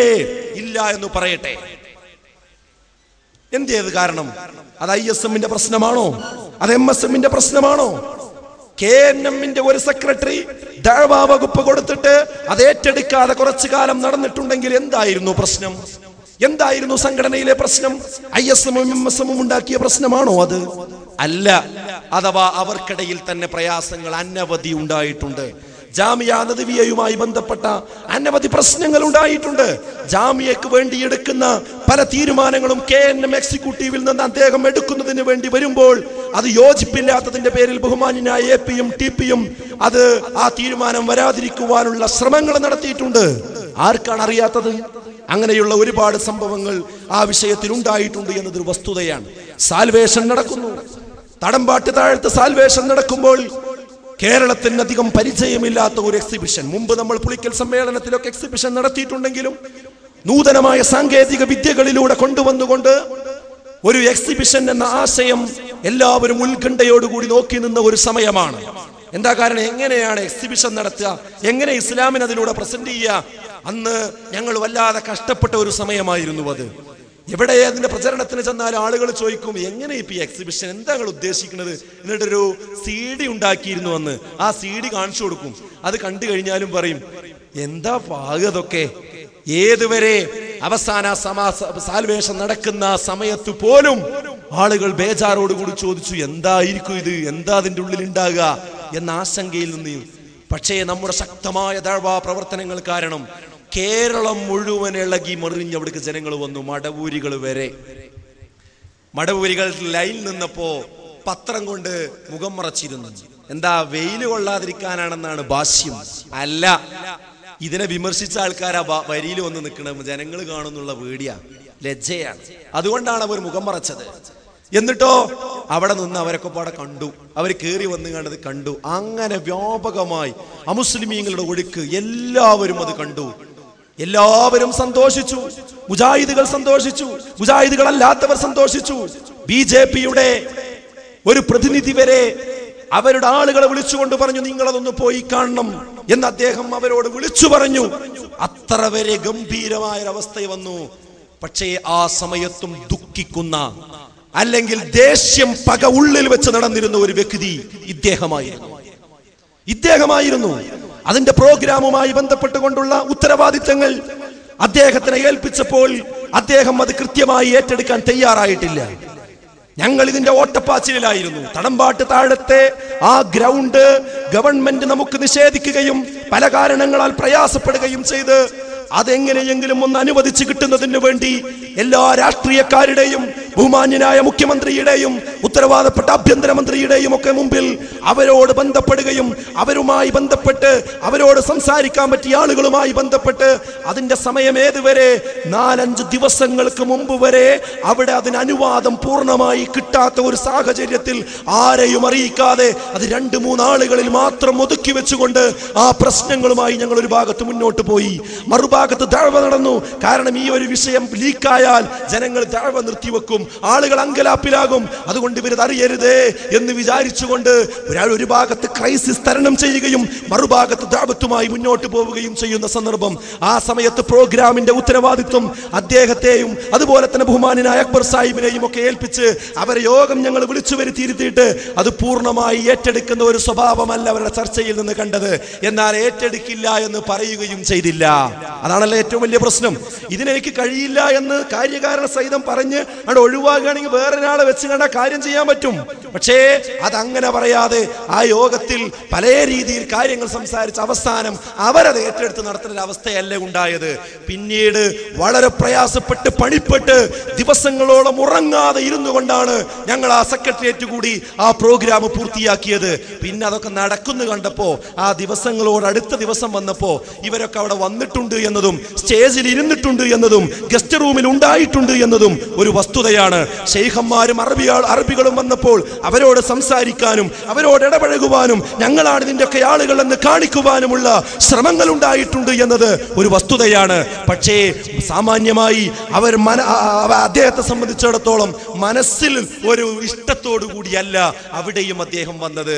ഞാൻ ചോദിക്കട്ടെ, മതത്തെ അറിയുക പ്രമാണങ്ങളിലൂടെ എന്ന KNMന്റെ ആഭിമുഖ്യത്തിൽ നടത്തിയ ആ മണ്ഡലം സമ്മേളനങ്ങളുടെ ഏത് ഘട്ടത്തിലാണ് അദ്ദേഹം അതിന് കൃത്യമായ രൂപത്തിലുണ്ടായത്? ആരെങ്കിലും വിളിച്ചിട്ടുണ്ടെങ്കിൽ പോയി പ്രസംഗിച്ചിട്ടുണ്ട് എന്നല്ലാതെ അതിന്റെ സംഘാടനത്തിലും അതിന്റെ വിഷയങ്ങൾ ഉണ്ടാക്കുന്നതിലും എവിടെയാണ് അദ്ദേഹം ഉണ്ടായിരുന്നത്? ഉണ്ടായിട്ടില്ല. ഞാൻ പറയുന്നത് ഒരു പ്രശ്നം സംഘടനയിലുണ്ട് അല്ലെങ്കിൽ ഉണ്ടാവുന്നു എങ്കിൽ അതിനെ ചട്ടം പിടിച്ചുകൊണ്ട് അത് പ്രശ്നത്തെ ഉപയോഗിച്ചുകൊണ്ട് അദ്ദേഹത്തിന് ആരോടെങ്കിലും വെറുപ്പുണ്ടെങ്കിൽ ആ വെറുപ്പ് തീർക്കാൻ നേതൃത്വത്തെ കൈപ്പിടിയിലാക്കിക്കൊണ്ട് ആ വിഷയത്തെ ഉപയോഗിക്കാൻ കടന്നു വരിക എന്നതല്ലാതെ അദ്ദേഹം മറ്റൊന്നും ഈ രംഗത്ത് ചെയ്യാറില്ല. ഞാൻ ചോദിക്കട്ടെ, നിങ്ങൾക്കെല്ലാവർക്കും ഓർമ്മയുണ്ടാകും വാഴക്കാട് ഖണ്ഡന പ്രസംഗം. വാഴക്കാട് ഖണ്ഡന പ്രസംഗം, ആ പേരോടുമായുള്ള ദീർഘമായ ഖണ്ഡന പ്രസംഗം, അത് കഴിഞ്ഞതിന് ശേഷം ഇവിടെ ഒരുപാട് സംവാദങ്ങൾ ഉണ്ടായിട്ടില്ലേ? ഒരുപാട് മുഖാമുഖങ്ങൾ ഉണ്ടായിട്ടില്ലേ? ഹൊസങ്കടിയിൽ ഉണ്ടായിട്ടില്ലേ? കൊണ്ടോട്ടിയിൽ ഉണ്ടായിട്ടില്ലേ? മണ്ണാർക്കാട് ഉണ്ടായിട്ടില്ലേ? അതുപോലെ ഈ കോട്ടക്കലിൽ ഉണ്ടായിട്ടില്ല, ആലുവയിൽ ഉണ്ടായിട്ടില്ലേ? എത്ര സ്ഥലങ്ങളിൽ ഉണ്ടായി? ഈ സംവാദങ്ങളിൽ നേർക്ക് നേരെ അവരോട് പോരാടാൻ ഇദ്ദേഹത്തെ എത്ര വേദിയിൽ നിങ്ങൾ കണ്ടിട്ടുണ്ട്? എത്ര വേദിയിൽ കണ്ടിട്ടുണ്ട്? ആദം നബി അലൈഹി സ്വലാത്തു വസ്സലാം മുതൽ ഈ പിളർപ്പ് വരെയുള്ള ഒരു പ്രസംഗം സ്ഥിരം അദ്ദേഹം നടത്താറുണ്ടെന്ന് ഒഴിച്ചു നിർത്തിയാൽ വൈജ്ഞാനികമായി കാലികമായ വിഷയങ്ങളിൽ കൃത്യമായ ധാരണ കൊടുത്തുകൊണ്ടുള്ള എത്രമാത്രം വിഷയങ്ങളിൽ ഇടപെടാറുണ്ട്. ഉപരിയുപ്പളവുമായ കാര്യങ്ങൾ മണിക്കൂറുകൾ എടുത്തുകൊണ്ട് സമയം ഉപയോഗിച്ചുകൊണ്ട് പ്രസംഗിക്കുന്ന ഒരു സ്ഥിരം പ്രസംഗമുണ്ട്. ഞാൻ പറയുന്നത്, അത്രയും വലിയൊരു പണ്ഡിതനെ കൊച്ചാക്കി പറയാൻ ഇവനാരാണ് ആള്? എന്റെ നാട്ടിൽ വന്ന് അദ്ദേഹം തന്നെ പ്രസംഗിച്ചപ്പോൾ പറഞ്ഞത് ചില സ്കൂൾ മാഷന്മാരിറങ്ങിയിട്ടുണ്ട് എന്ന്. ചില സ്കൂൾ മാഷന്മാരിറങ്ങിയിട്ടുണ്ട്. ഒരു സ്കൂൾ മാഷ് എന്ന നിലക്കല്ല ഞാൻ പറയുന്നത്, നിങ്ങൾക്ക് ഓരോരുത്തർക്കും ചിന്തിക്കാൻ വേണ്ടി പറയാണ്. എന്നാൽ അദ്ദേഹം വിവരമില്ലാത്തവനാണെന്ന് ഞാൻ പറഞ്ഞിട്ടില്ല, അത് പറയുകയുമില്ല. പണ്ഡിതനല്ല എന്ന് ഞാൻ പറഞ്ഞിട്ടില്ല, ഇപ്പോഴും അദ്ദേഹം പണ്ഡിതനല്ല എന്ന് ഞാൻ പറയുന്നുമില്ല. പാണ്ഡിത്യമുണ്ട്, വിവരമുണ്ട്, അറിവുണ്ട്, വിവേകമുണ്ട്, ഇതെല്ലാമുണ്ട്. പക്ഷെ അതെല്ലാം പാടെ കൂട്ടി ഈ പ്രസ്ഥാനത്തിന്റെ നന്മക്കല്ല അദ്ദേഹം ഉപയോഗിച്ചത് എന്ന് മാത്രമേ പറഞ്ഞതിന്റെ ചുരുക്കമുള്ളൂ. ആ പ്രയാസമാണ് ഇന്ന് മുജാഹിദ് പ്രസ്ഥാനം അനുഭവിച്ചു കൊണ്ടിരിക്കുന്നത്, അല്ലാതെ വേറൊന്നുമല്ല. അത് നമ്മൾ തെളിയിച്ചു പറഞ്ഞ് കൃത്യമായി ജനങ്ങളെ പഠിപ്പിക്കേണ്ട സമയം ആയിട്ടുണ്ട് എന്നാണ് ഞാൻ പറഞ്ഞതിന്റെ ചുരുക്കം. അപ്പോൾ സുഹൃത്തുക്കളെ, അതാണ് ഞാൻ പറഞ്ഞത്. അതിന്റെയൊക്കെ ഉള്ളിൽ നിന്ന് അദ്ദേഹം അതൊക്കെ MSM ISM അദ്ദേഹത്തെ ഒഴിവാക്കിയതുകൊണ്ടാണോ? ഈ സംവാദങ്ങളൊന്നും ഞങ്ങളാരും സംഘടിപ്പിച്ചതല്ല. അതിൽ ഉണ്ടായിരുന്നത് ഹനീഫ് കായക്കൊടിയും അനസ് മൗലവിയും അതുപോലെ തന്നെ ഫൈസൽ മൗലവിയെ പോലെയുള്ള ആളുകളും ഒക്കെ തന്നെയാണ് ഉണ്ടായിരുന്നത്. ഞങ്ങളാരും അതിനെ ചർച്ചക്കും പോകാറില്ല, അതിനെ സൂറക്കുണ്ടാകാറില്ല, ആരാണ് അതിന് ചെയ്യാറുള്ളത് ഉണ്ടാകാറില്ല.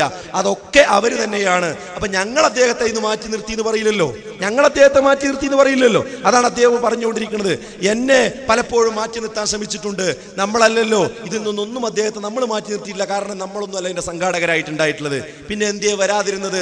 അത് ഇവരൊക്കെ പറയേണ്ടതാണ്. ഇനി വലിയ ജമിയത്തുൽ ഉലമന്റെ KNM വലിയ ആളായതുകൊണ്ട് ചെറിയ സംവാദത്തിനൊന്നും വരണ്ടെന്ന് തീരുമാനിച്ചതാണോ? അങ്ങനെയാണോ? അങ്ങനെയാണെങ്കിൽ സഹോദരങ്ങളെ അതും അവർ പറയേണ്ടതാണ്. അങ്ങനെയാണ്, അതുകൊണ്ടാണ് വരാതിരുന്നത് എന്നത്. അപ്പൊ ഞാൻ പറഞ്ഞതിന്റെ ചുരുക്കം, സജീവമായി സംഘടനാ പ്രവർത്തനം സ്മൂത്തായി നടക്കുന്ന സമയത്തൊന്നും അദ്ദേഹം മര്യാദക്ക് യോഗത്തിന് വരൂല, എക്സിക്യൂട്ടീവിൽ പങ്കെടുക്കൂല. ഞാൻ ചോദിക്കട്ടെ, ആ കഴിഞ്ഞ 10 കൊല്ലത്തെ മിനുട്സ് മുജാഹിദ് സെന്ററിൽ ഉണ്ടല്ലോ, ആ മിനുട്സിൽ എത്ര സെക്രട്ടേറിയറ്റുകൾക്ക് അദ്ദേഹം പങ്കെടുത്തിട്ടുണ്ട്? എത്ര എക്സിക്യൂട്ടീവിനെ പങ്കെടുത്തിട്ടുണ്ട്? എത്ര കൗൺസിലിൽ അദ്ദേഹത്തിനെ ഏൽപ്പിച്ചിരിക്കുന്ന വകുപ്പ് അദ്ദേഹം ഉപയോഗിച്ചിട്ടുണ്ട്? അതിന് പദ്ധതികൾ അവതരിപ്പിച്ചിട്ടുണ്ട്. ഈ കഴിഞ്ഞ 1.5 വർഷമായി പ്രശ്നം രൂക്ഷമായപ്പോ കുറെ കടലാസ് കൊണ്ടെന്ന് വായിക്കലും എഴുതലും പദ്ധതി അവതരിപ്പിക്കലൊക്കെ ഉണ്ടായിട്ടുണ്ട്. അത് എത്രത്തോളം ആയി എന്നുള്ളത് വേറെ വിഷയമാണ്. അതിന് മുമ്പുള്ള കൗൺസിലുകൾ നിങ്ങളെടുത്ത് പരിശോധിക്കണം. 1 മണിക്കൂർ ഒന്നായിട്ടാണ് പ്രസംഗിക്കുന്നല്ലാതെ ആ ഒരു പ്രവർത്തനം എന്ന നിലക്ക് ഉത്തരവാദിത്തം നിർവഹിക്കുന്നിടത്ത് എവിടെയാണ് അദ്ദേഹം ഉണ്ടായത്? അദ്ദേഹം യോഗത്തിന് വരും, സെക്രട്ടേറിയറ്റിന് വരും, മീറ്റിങ്ങിന് വരും, ഒക്കെ ശരിയാണ്. എപ്പോഴാ വരിക എന്നറിയോ? അദ്ദേഹത്തിനൊരു അജണ്ട ഉണ്ടെങ്കിൽ മാത്രം. അദ്ദേഹത്തിനൊരു അജണ്ട ഉണ്ടെങ്കിൽ ആ മീറ്റിങ്ങിന് നേരത്തെ എത്തും, സമയത്തെത്തും, മണിക്കൂറുകളോളം ഇരിക്കും. എത്ര സമയം നീട്ടിക്കൊണ്ടുപോകാൻ അദ്ദേഹത്തിന് പ്രയാസം ഉണ്ടാവില്ല. പക്ഷെ അദ്ദേഹത്തിന് പ്രത്യേകിച്ച് ഒരു അജണ്ട ഇല്ലെങ്കിലോ ആ വഴിക്ക് വരാൻ അദ്ദേഹത്തോട് കിട്ടൂല. സ്വാഭാവികമായിട്ട് പ്രസംഗം ഏൽപ്പിച്ചവർക്കും കുറേയൊക്കെ പരിചയം ഉണ്ടാവും. പ്രസംഗം ഏൽപ്പിച്ചാൽ അത് ഏറ്റവും ഏറ്റില്ലെന്ന് പെട്ടെന്ന് മനസ്സിലാവില്ല. ആ രൂപത്തിലാ പലപ്പോഴും പരിപാടിയും നല്ല കാലത്ത് ഏൽക്കല്. പക്ഷെ ഇങ്ങനത്തെ കാലം വന്നാലോ വിളിക്കേണ്ട ആവശ്യമില്ല, അങ്ങോട്ട് വിളിച്ചുകൊണ്ട് വരാനുള്ള പരിപാടി ഉണ്ടാക്കുകയും ചെയ്യും. ഇതാണ് ഇതിന്റെ താല്പര്യം. എവിടെയാണ് ഇതിന്റെ താല്പര്യം എന്ന് നമ്മൾ കൃത്യമായിട്ട് മനസ്സിലാക്കേണ്ടതുണ്ട് സഹോദരങ്ങളെ. അതാണ് ഒരു കാര്യം എനിക്ക് അതിൽ പറയാനുള്ളത്. പിന്നെ വേറൊരു സ്വഭാവം എന്താന്ന് വെച്ചാൽ, ഇദ്ദേഹത്തിന്റെ താല്പര്യത്തിന് ആരെങ്കിലും നിന്നു കൊടുക്കാതിരുന്നാൽ അവരെ വേട്ടയാടാനുള്ള പദ്ധതികൾ അദ്ദേഹം ഉണ്ടാക്കും. സംശയിക്കേണ്ട കാര്യമൊന്നുമില്ല. എന്നിട്ട് അവരെങ്ങാനും പ്രതികരിച്ചാലോ അപ്പൊ പറയും ഇത് KNM-നും KJU-വിനും എതിരായിട്ടുള്ള പ്രതികരണമാണ് എന്ന് പറയും. അദ്ദേഹത്തെ വിമർശിച്ചാൽ KNM-നെ വിമർശിച്ചു, അദ്ദേഹത്തെ വിമർശിച്ചാൽ KJU-നെ വിമർശിച്ചു എന്നാണ് അദ്ദേഹം വരുത്തി തീർക്കുക. അതാണ് അവർ വരുത്തി തീർക്കുക. ഞാൻ ഈ വിഷയം രൂക്ഷമായി നിന്ന സന്ദർഭത്തിൽ KNM-ന്റെ സംസ്ഥാന എക്സിക്യൂട്ടീവിൽ ചർച്ച വന്നപ്പോൾ അദ്ദേഹം തന്നെ പറഞ്ഞു, ഞാനാണ് പ്രശ്നക്കാരൻ എന്നാണ് എല്ലാവരും പറയുന്നത്. ഞാൻ പറഞ്ഞതല്ല, ആ യോഗത്തിൽ മറ്റാരെങ്കിലും അപ്പൊ പറഞ്ഞതല്ല.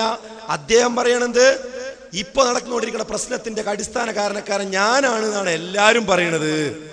അതുകൊണ്ട് ഞാനാണ് ഈ പ്രശ്നത്തിന്റെ കാരണമെന്നത് ശരിയല്ല എന്നൊക്കെ പറഞ്ഞ് അദ്ദേഹം വളരെ സിമ്പതിയോടുകൂടി അവിടെ സംസാരിച്ചു. എന്നിട്ട് അദ്ദേഹം പറഞ്ഞു, AP-യും DP-യും പറഞ്ഞാൽ ഞാൻ മാറിന്നോളാ, പിന്നെ ഒരു ഘട്ടത്തിൽ പറഞ്ഞു അഷ്റഫ് പറഞ്ഞാലും ഞാൻ മാറിന്നോളാ എന്നുവരെ അദ്ദേഹം എക്സിക്യൂട്ടീവിൽ പറയണ്ടേ. അങ്ങനെ വന്നപ്പോ ഞാൻ പറഞ്ഞു, എന്ത് ഞാൻ കയറിയിട്ടല്ല, എല്ലാരും ചർച്ചയിൽ പങ്കെടുക്കുന്ന കൂട്ടത്തിൽ ഞാനും പങ്കെടുത്തു. അപ്പൊ പങ്കെടുത്തപ്പോ ഞാൻ പറഞ്ഞു, ഇപ്പൊ സലഫി പറഞ്ഞ കാര്യം എല്ലാവരും മുഖവിലേക്ക് എടുക്കണം. അദ്ദേഹമാണ് സംഘടനയുടെ പ്രശ്നം, ഈ സംഘടനയിലെ പ്രശ്നമെന്ന് ജനങ്ങൾ പറയുന്നുവെന്ന് അദ്ദേഹം തന്നെ ഇപ്പോൾ ഇതാ ഈ ഉത്തരവാദപ്പെട്ട യോഗത്തിൽ പറഞ്ഞിരിക്കുന്നു. അതുകൊണ്ട് എനിക്ക് പറയാനുള്ള ഒരു നിർദ്ദേശം, ഇപ്പോൾ സംഘടനയിൽ ഉണ്ടായിക്കൊണ്ടിരിക്കുന്ന വിഷയങ്ങളുമായി ബന്ധപ്പെട്ട പരാതികൾ ഇനി അദ്ദേഹത്തിനെ ഏൽപ്പിക്കേണ്ടതില്ല. അദ്ദേഹത്തിനു പകരം ഈ വിഷയം കൈകാര്യം ചെയ്യാൻ 3 ആളുകളെ ചുമതലപ്പെടുത്തുന്നത് നന്നായിരിക്കും.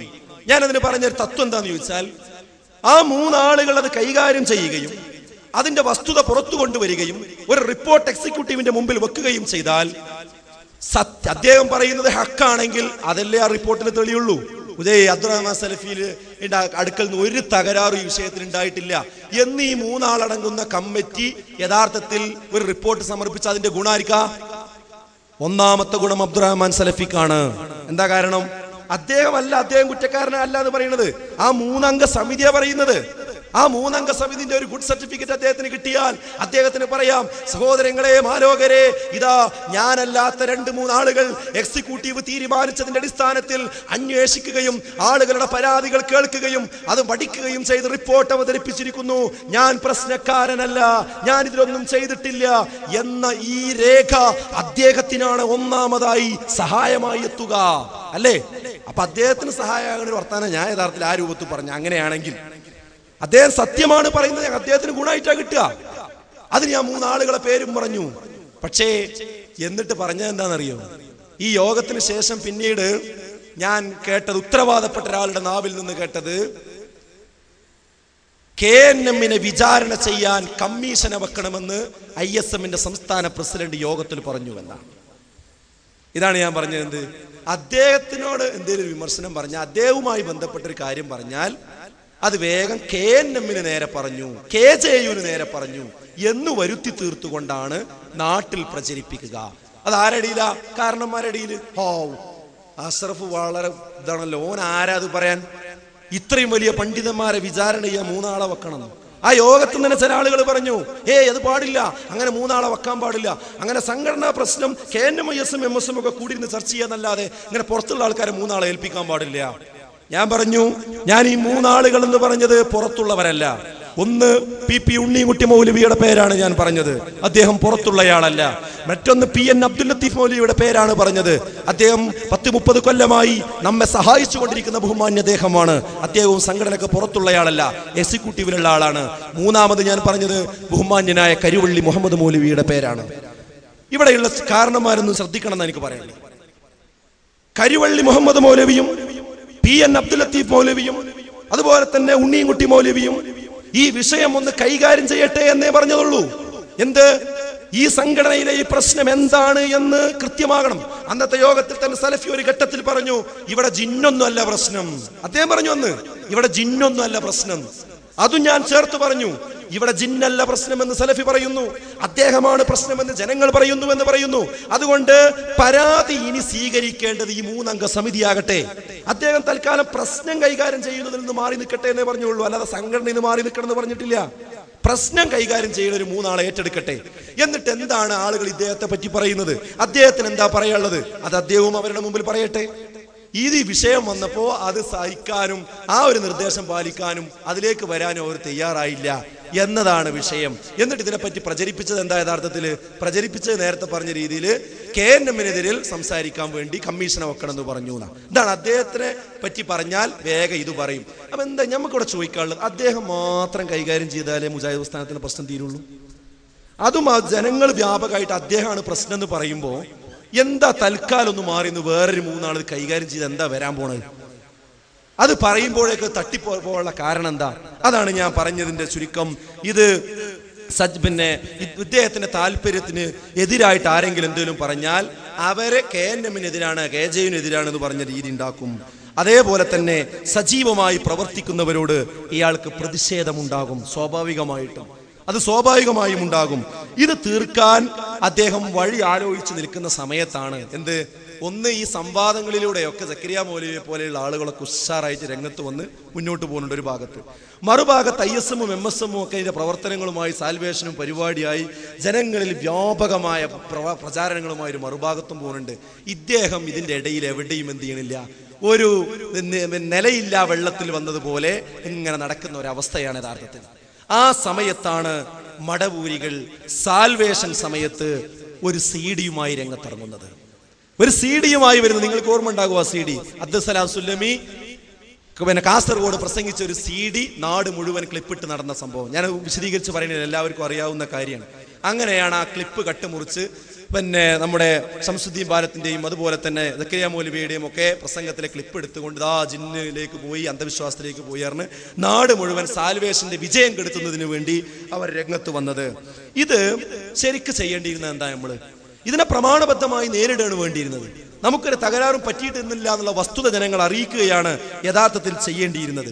2 കാര്യമാണ് അവിടെ ചെയ്യേണ്ടത്. ഒന്ന്, ഈ കാര്യം ചെയ്യുക. രണ്ടാമത്തത്, ആ പറഞ്ഞതിൽ വല്ല തകരാറും നമ്മൾ ആൾക്കാരുടെ അടുത്ത് പറ്റിയിട്ടുണ്ടെങ്കിൽ ആ തകരാർ ഇന്നതാണെന്ന് പറഞ്ഞ് തിരുത്തേണ്ടത് തിരുത്തുക, വിശദീകരിച്ചു കൊടുക്കേണ്ടത് വിശദീകരിച്ചു കൊടുക്കുക. അതെന്ത് ചെയ്തു? ആ CD പിൻവലിച്ചു. ആ വിഷയം അതോടുകൂടി തീരേണ്ടതാണ്. പക്ഷെ തീർന്നില്ല. എന്ത് സംഭവിച്ചു? വീണ്ടും ഇത് വിശദീകരണങ്ങളും കാര്യങ്ങളുമായി പിന്നീട് മുന്നോട്ട് പോവുകയാണ് യഥാർത്ഥത്തിൽ ചെയ്തത്. അവിടെ പണ്ഡിതോചിതമായ ആ വിവാദമുണ്ടായപ്പോൾ ഒരു ചർച്ച നടത്താൻ KJU ഇപ്പോൾ കാണിക്കുന്ന താല്പര്യം അന്ന് കാണിച്ചില്ല എന്നുള്ളതാണ്. ഇപ്പൊ ഈ ബുക്കൊക്കെ ഇറക്കാൻ കാണിച്ച താല്പര്യം ഉണ്ടല്ലോ, പെട്ടെന്ന് ഏകപക്ഷീയമായിട്ട് അങ്ങനെയുള്ള ഒരു താല്പര്യം, അങ്ങനെയുള്ള താല്പര്യം എന്ന് പറഞ്ഞാൽ സജീവത ആ സമയത്ത് എന്ത് ചെയ്തില്ല, അവർ കാണിച്ചില്ല എന്നതാണ് ഈ പ്രശ്നം വഷളാകുന്നതിൻ്റെ ഒരു പ്രധാനപ്പെട്ട കാരണം. അത് നമ്മൾ മനസ്സിലാക്കേണ്ടതുണ്ട്. അതിൻ്റെ കാരണമാണ് ഞാൻ നേരത്തെ പറഞ്ഞ ഈ അഖിലാനി സ്വഭാവം ഇവരുടെ മനസ്സിൽ ഉള്ളത് കൊണ്ടാണ് അത് ചർച്ചക്കെടുക്കാൻ അന്ന് അവർക്ക് വൈമനസ്യം വന്നത്. കാരണം എന്താ അറിയോ, അത് ചർച്ച ചെയ്താൽ ഒറ്റ വാക്ക് പറഞ്ഞ വേറെ വിഷയമൊന്നുമില്ല, അത് നമുക്ക് അങ്ങനെ തന്നെ വേഗം മനസ്സിലാക്കുക നല്ലത്. അത് ചർച്ച ചെയ്താൽ ഒരു കാര്യം മനസ്സിലാവും, എന്ത്? ശൈത്താൻ വസ്വാസ് മാത്രമല്ല ഉണ്ടാക്കുക, അത് ബാധയുണ്ടാക്കും, അത് ഉപദ്രവിക്കും, രോഗം ഉണ്ടാക്കാൻ സാധ്യതയുണ്ട്. അങ്ങനെ ഉണ്ടാക്കുകയാണെങ്കിൽ അതിന് ഖുർആനിലും ഹദീസിലും പറഞ്ഞ ചികിത്സയും ഉണ്ട്. അഥവാ റുഖിയ ശറയ്യ എന്ന് പറയുന്ന ചികിത്സാ രീതിയുണ്ട്. റുഖിയ ശിർക്കിയെയാണ് നമ്മൾ വിരോധിച്ചിട്ടുള്ളത്, നമ്മൾ വിമർശിച്ചിട്ടുള്ളത്.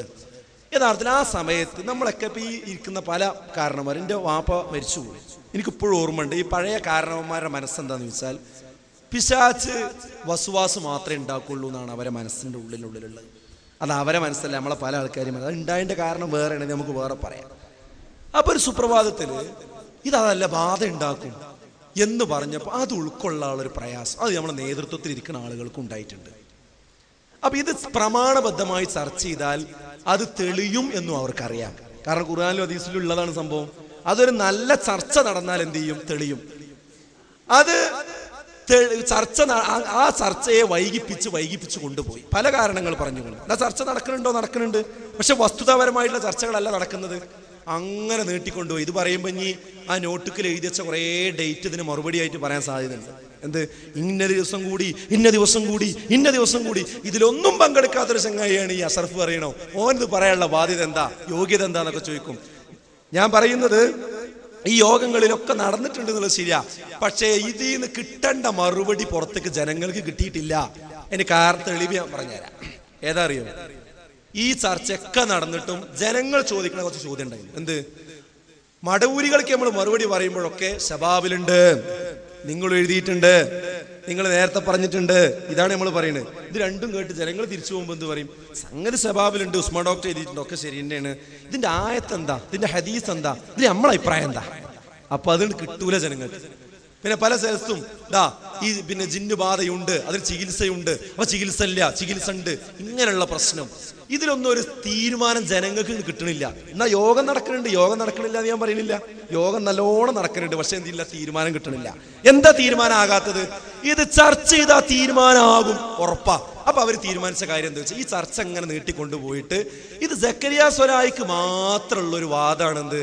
പിശാച്ച് ബാധിക്കും, അത് രോഗം ഉണ്ടാക്കും എന്നൊക്കെ വെറും ഒരു സക്കരിയ മൗലവിക്കുള്ള വാദമാണ് എന്ന് വരുത്തി തീർത്ത് ബാക്കിയുള്ളവരെയൊക്കെ കൂടെ പിടിച്ച് അദ്ദേഹത്തെ മെല്ലാണ് സംഘടനയിൽ നിന്ന് ഒഴിവാക്കി ഈ പ്രശ്നത്തിൽ നിന്ന് മെല്ലാണ് രക്ഷപ്പെടാം, എന്നിട്ട് നമുക്ക് പഴയമാതിരി തന്നെ പോകാം എന്ന് വിചാരിച്ചതായിരുന്നു യഥാർത്ഥത്തിൽ അവര്. അങ്ങനെ മുന്നോട്ട് പോകുമ്പോഴാണ് ഒരിടിത്തി പോഴെ PN അബ്ദുൽ ലത്തീഫ് സുല്ലമിയുടെ നേതൃത്വത്തിൽ 21/6/2011 ചൊവ്വാഴ്ച രാവിലെ 9 മണി മുതൽ മദീനത്തുൽ ഉലൂം അറബിക് കോളേജ് ലൈബ്രറി ഓഡിറ്റോറിയത്തിൽ ഒരു ചർച്ച നടക്കുന്നത്.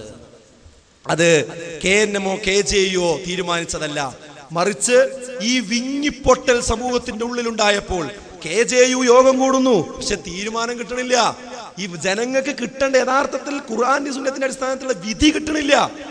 ഇങ്ങനെ വിങ്ങിപ്പൊട്ടി നിന്നപ്പോൾ PN അബ്ദുൽ ലത്തീഫ് മൗലവി രംഗത്തിറങ്ങിക്കൊണ്ട് ഇതിന്റെ രംഗത്ത് പ്രസംഗിക്കുകയും എഴുതുകയും ചെയ്യുന്ന പ്രധാനപ്പെട്ട 10 പണ്ഡിതന്മാർ അദ്ദേഹം ബന്ധപ്പെട്ടിട്ട് പറഞ്ഞു, KJU ചർച്ച അവിടെ നടക്കട്ടെ, നിങ്ങളൊന്ന് ഇരിക്കും, ഈ പ്രശ്നം ഒന്ന് തീരണല്ലോ, ഇതിലെന്താ വസ്തുത ഒന്ന് അറിയണല്ലോ, അതുകൊണ്ട് നിങ്ങൾ വരണം. അപ്പോ ഇങ്ങനെ നമ്മൾ 10 പേര് കൂടുമ്പോൾ അത് സംഘടനാ വിരുദ്ധാവൂലേ?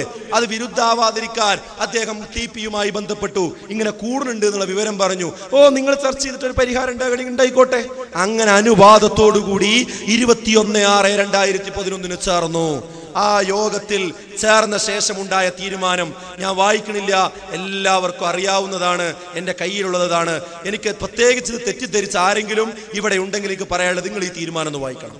ഈ തീരുമാനം യഥാർത്ഥത്തിൽ ഇവിടെ ഉണ്ടാക്കിക്കൊണ്ടിരുന്ന അജണ്ടകൾ പൊളിച്ച തീരുമാനമാണ്. അതിന് മാത്രം ഗൗരവപ്പെട്ട ഒരു ഇടപെടലായിരുന്നു ഈ ഇടപെടൽ. ഇതിൽ പങ്കെടുത്ത ആളുകളാരാ? ഇതിൽ പങ്കെടുത്ത 10 പണ്ഡിതന്മാർ, ഒന്ന് C കുഞ്ഞി മുഹമ്മദ് മദനി പറപ്പൂര്, PN അബ്ദുൽ ലത്തീഫ് മദനി, അതേപോലെ തന്നെ അബ്ദുറഹ്മാൻ സലഫി, KK സക്കരിയ സലാഹി, അബൂബക്കർ സലഫി, ഹനീഫ് കായക്കൊടി, സമീർ മദീനി ശ്രീമൂല നഗരം, ശംസുദ്ദീൻ ബാലത്ത്, ഹംസ മദീനി, അഹമ്മദ് അനസ് മൗലവി, ഈ 10 പണ്ഡിതന്മാർ ചേർന്നുകൊണ്ട് എടുത്ത തീരുമാനം. ഈ തീരുമാനം നിങ്ങൾ അറിയണം. ഇതിൽ പ്രധാനമായും എന്ത് മനസ്സിലായി? ശൈത്താൻ വസുവാസ് മാത്രമല്ല ഉണ്ടാക്കുക, അത് ബാധിക്കാൻ സാധ്യതയുണ്ട്. അതിൽ ആ ഭാഗം ഞാൻ വായിക്കാം. ജിന്നുബാധയുണ്ടാകുമെന്നത് യാഥാർത്ഥ്യമാണ്. പല കാരണങ്ങളാൽ രോഗമുണ്ടാകുന്നത് പോലെ ജിന്നുബാധ മൂലവും രോഗമോ മറ്റു പ്രയാസങ്ങളോ ഉണ്ടാവാം. ആ സമയത്ത് രോഗശമനത്തിനായി സാധാരണ ചികിത്സ തേടുന്നതിനോടൊപ്പം റുഖിയ ശർഇയ്യ ചെയ്യാവുന്നതാണ്. ഇതിൽ 19ഓളം കാര്യമുണ്ട്. അതിലൊരു ഗണ്ണിക മാത്രമേ ഞാൻ വായിച്ചുള്ളൂ, സമയമില്ലാത്തതുകൊണ്ട്. നിങ്ങളിത് വായിച്ചു പഠിക്കണം എന്നാണ് പറയാനുള്ളത്, അറിയാത്ത ആളുകളുണ്ടെങ്കിൽ. ഇപ്പൊ എന്ത് സംഭവിച്ചു അറിയോ? ഇത് പുറത്തു വന്നപ്പോ അപ്പൊ സക്കരിയ മൗലവിന്റെ മാത്രം വാദമല്ല, ജിന്ന് ബാധിക്കുന്നതും അതിന് ചികിത്സ ഉണ്ട് എന്നുള്ളതും ഒരു ഒറ്റപ്പെട്ട അഭിപ്രായമല്ല. അത് പി അബ്ദുറഹ്മാൻ സലഫി അങ്ങനെ തന്നെയാണ്. അതുപോലെ തന്നെ പിന്നെ BN ലത്തീഫ് മൗലവിയുടെ ചിന്തി അങ്ങനെ തന്നെയാണ്. അതുപോലെ എല്ലാ ആളുകളും, ഹനീഫ് മൗലവി, അനസ് മൗലവി, അതുപോലുള്ള ആളുകൾ എല്ലാം. അപ്പൊ ഇതിലെന്താ പ്രശ്നം? പിന്നെ യഥാർത്ഥത്തിൽ ആയുധം പോയി. സക്കരിയ മൗലവിയെ ഒന്ന് പുറത്താക്കി ഈ വിഷയം അങ്ങനെ കൊണ്ടുപോകാമെന്ന് വിചാരിച്ചു കൊണ്ടുവന്നപ്പോൾ KJയുടെ യോഗത്തിൽ തീരുമാനമാകാതെ തട്ടിമുട്ടി മുന്നോട്ട് കൊണ്ടുപോകുന്നതിനിടക്ക് ഈ തീരുമാനം വന്നപ്പോൾ അജണ്ട നഷ്ടപ്പെട്ടു. ഇനി എന്ത് ചെയ്യും? സംഗതി അജണ്ട അവിടെ ബാക്കിയാണല്ലോ, വിചാരിച്ച തീരുമാനം അവിടെ ബാക്കിയാണല്ലോ. ആ സമയത്താണ് യഥാർത്ഥത്തിൽ ഇവിടെ എന്ത് ചെയ്തതെന്നറിയോ? അതിനുശേഷമാണ് പിന്നെ ഒരുപാട് ഘട്ടങ്ങൾ കഴിഞ്ഞു പോകുന്നുണ്ട്, ഞാൻ ചുരുക്കി പറയുകയാണ്. അതിനുശേഷമാണ് പിന്നീട് യാ ഇബാദല്ലാ എന്ന ഈ ദുർബല ഹദീസ് ചർച്ചക്ക് വരുന്നത്. അതിനു മുമ്പ് ചർച്ചയായിട്ടുണ്ട് എന്നതൊരു വസ്തുതയാണ്, പക്ഷെ സുന്നികളുമായി ബന്ധപ്പെട്ട വിഷയത്തിലാണ്. അതിന്റെ ചരിത്രം നിങ്ങൾക്ക് എല്ലാവർക്കും അറിയാം. ഉമർ മൗലവി മുതൽ അത് എഴുതുകയും പറയുകയും ചെയ്തിട്ടുണ്ട്. പക്ഷെ ഒരു വ്യത്യാസമുണ്ട്. അന്ന് പറഞ്ഞതൊക്കെ നമ്മളെ ഏകാഭിപ്രായത്തോടു കൂടിയാ, അതിൽ അഭൗതികമായ വിളിയില്ല. അത് വെച്ചുകൊണ്ട് ആരെങ്കിലും അമല് ചെയ്തിട്ടുണ്ടെങ്കിൽ തന്നെ അവർ ശിർക്ക് ചെയ്തു എന്ന് പറയാവതല്ല. ഇപ്പോഴത്തെ കാലഘട്ടത്തിൽ ആ വിധി വെച്ചുകൊണ്ട് നമുക്ക് ചെയ്യാൻ പാടില്ല, കാരണം അത് ശിർക്കിലേക്കുള്ള വസീലയാണ് എന്ന് പണ്ട് മുതലേ നമ്മൾ പറഞ്ഞു വരുന്നതാണ്. ആ പറഞ്ഞു വരുന്ന വിഷയത്തെ ഇതിനു വേണ്ടി ഉപയോഗിച്ചത് ഇതിനു ശേഷമാണ് എന്നാണ് ഞാൻ പറഞ്ഞത്. ഇതിനു വേണ്ടി ഉപയോഗിക്കും. അപ്പോഴാണ് ജിന്നുമായി ബന്ധപ്പെട്ട് ജിന്നിനോട് തേടാനോ ജിന്നിനോട് പ്രാർത്ഥിക്കാനോ അതിനോട് സഹായം തേടാന്നുള്ള വിഷയത്തിന്റെ കൊണ്ടുവന്നത്. കാരണം എന്താ അറിയോ? ഇത് കൈവിട്ടു പോയി. റുഖിയ ശർഇയ്യ എന്നുള്ള വിഷയം കൈവിട്ടു പോയപ്പോ പിന്നെ കൊണ്ടുവന്ന വിഷയമാണ് യഥാർത്ഥത്തിൽ ഈ പറയുന്ന സംഗതി എന്ന് പറയുന്നത്. അതിന്റെ പരിണിതിയാണ് യഥാർത്ഥത്തിൽ ഇപ്പോൾ നമ്മൾ കണ്ടുകൊണ്ടിരിക്കുന്നത് എന്ന് നമ്മൾ മനസ്സിലാക്കേണ്ടതുണ്ട്. സഹോദരങ്ങളെ, ആ സമയത്ത് പുളിക്കൽ മദീനത്തുൽ ഉലൂമിൽ ചേർന്ന ചർച്ചയുടെ സമയത്ത് ആ തീരുമാനം വന്നപ്പോ ഇവർ ആയുധം നഷ്ടപ്പെട്ടു എന്ന് ഞാൻ പറഞ്ഞല്ലോ. അതിന് തെളിവ് ഏത് നോക്കിയാൽ മതി അറിയോ? KKP അബ്ദുള്ളയുമായി നമ്മുടെ പാണ്ടിക്കാടുള്ള സാലിം എന്ന് പറയുന്ന സുഹൃത്ത് സംസാരിച്ച ഒരു ക്ലിപ്പുണ്ട്, അത് നിങ്ങൾ കേട്ടാൽ മതി. അതിൽ അദ്ദേഹം തുറന്നു പറയുന്നുണ്ട് എന്ത്? ഈ അജണ്ട ആരൊക്കെ അബ്ദുറഹ്മാൻ സലഫി ഇവിടെ ഒത്താശയോടുകൂടി ഈ മടവൂരി ചാരനെ ഉപയോഗിച്ചുകൊണ്ട് അവർ നടത്തിയ ഒരു കളി ഉണ്ടായിരുന്നു. സക്കരിയ വിഭാഗം എന്ന് പറയുന്ന ഒരു വിഭാഗത്തിലുണ്ട് എന്ന് ആ സമയത്ത് വരുത്തി തീർക്കാൻ അങ്ങനെ ശ്രമിച്ച് അന്ധവിശ്വാസത്തിലേക്ക് ഒരു പിൻവിളി എന്നുള്ള പുസ്തകം എഴുതി, അതേപോലെ തന്നെ CD നമ്മുടെ പണ്ഡിതന്മാരെയൊക്കെ കൊണ്ടുപോയി കാണിച്ചു കൊടുത്ത് ഇങ്ങനെ ഒരു തീരുമാനങ്ങൾ എടുക്കാൻ വേണ്ടി ശ്രമിക്കുകയായിരുന്നു. അപ്പോഴാണെന്ത് ഈ പുളിക്കൽ 10 പണ്ഡിതന്മാർ ചേർന്നുകാണ്ട് ഇതിന്റെ ഒക്കെ പിന്നെ വേര് വെട്ടുന്ന രീതിയിലുള്ള തീരുമാനം ഉണ്ടാകുന്നത്. അപ്പൊ അദ്ദേഹം പറയുന്നുണ്ട് സാലിമിനോട്, ഇനി എല്ലാം പോയി, ഇന്ന് പോയിട്ട് നിങ്ങൾ ആ ക്ലിപ്പ് ഒന്ന് കേൾക്കണം. സാധാരണ മുമ്പ് കേട്ടോലും ഇത് ഇപ്പൊ ഈ പറഞ്ഞതിന് ശേഷം അതൊന്ന് കേൾക്കണം. അപ്പോഴാണ് നിങ്ങൾക്ക് അതിന്റെ ഗൗരവം മനസ്സിലായത്, ഗൂഢാലോചനയുടെ ഗൗരവം മനസ്സിലായത്.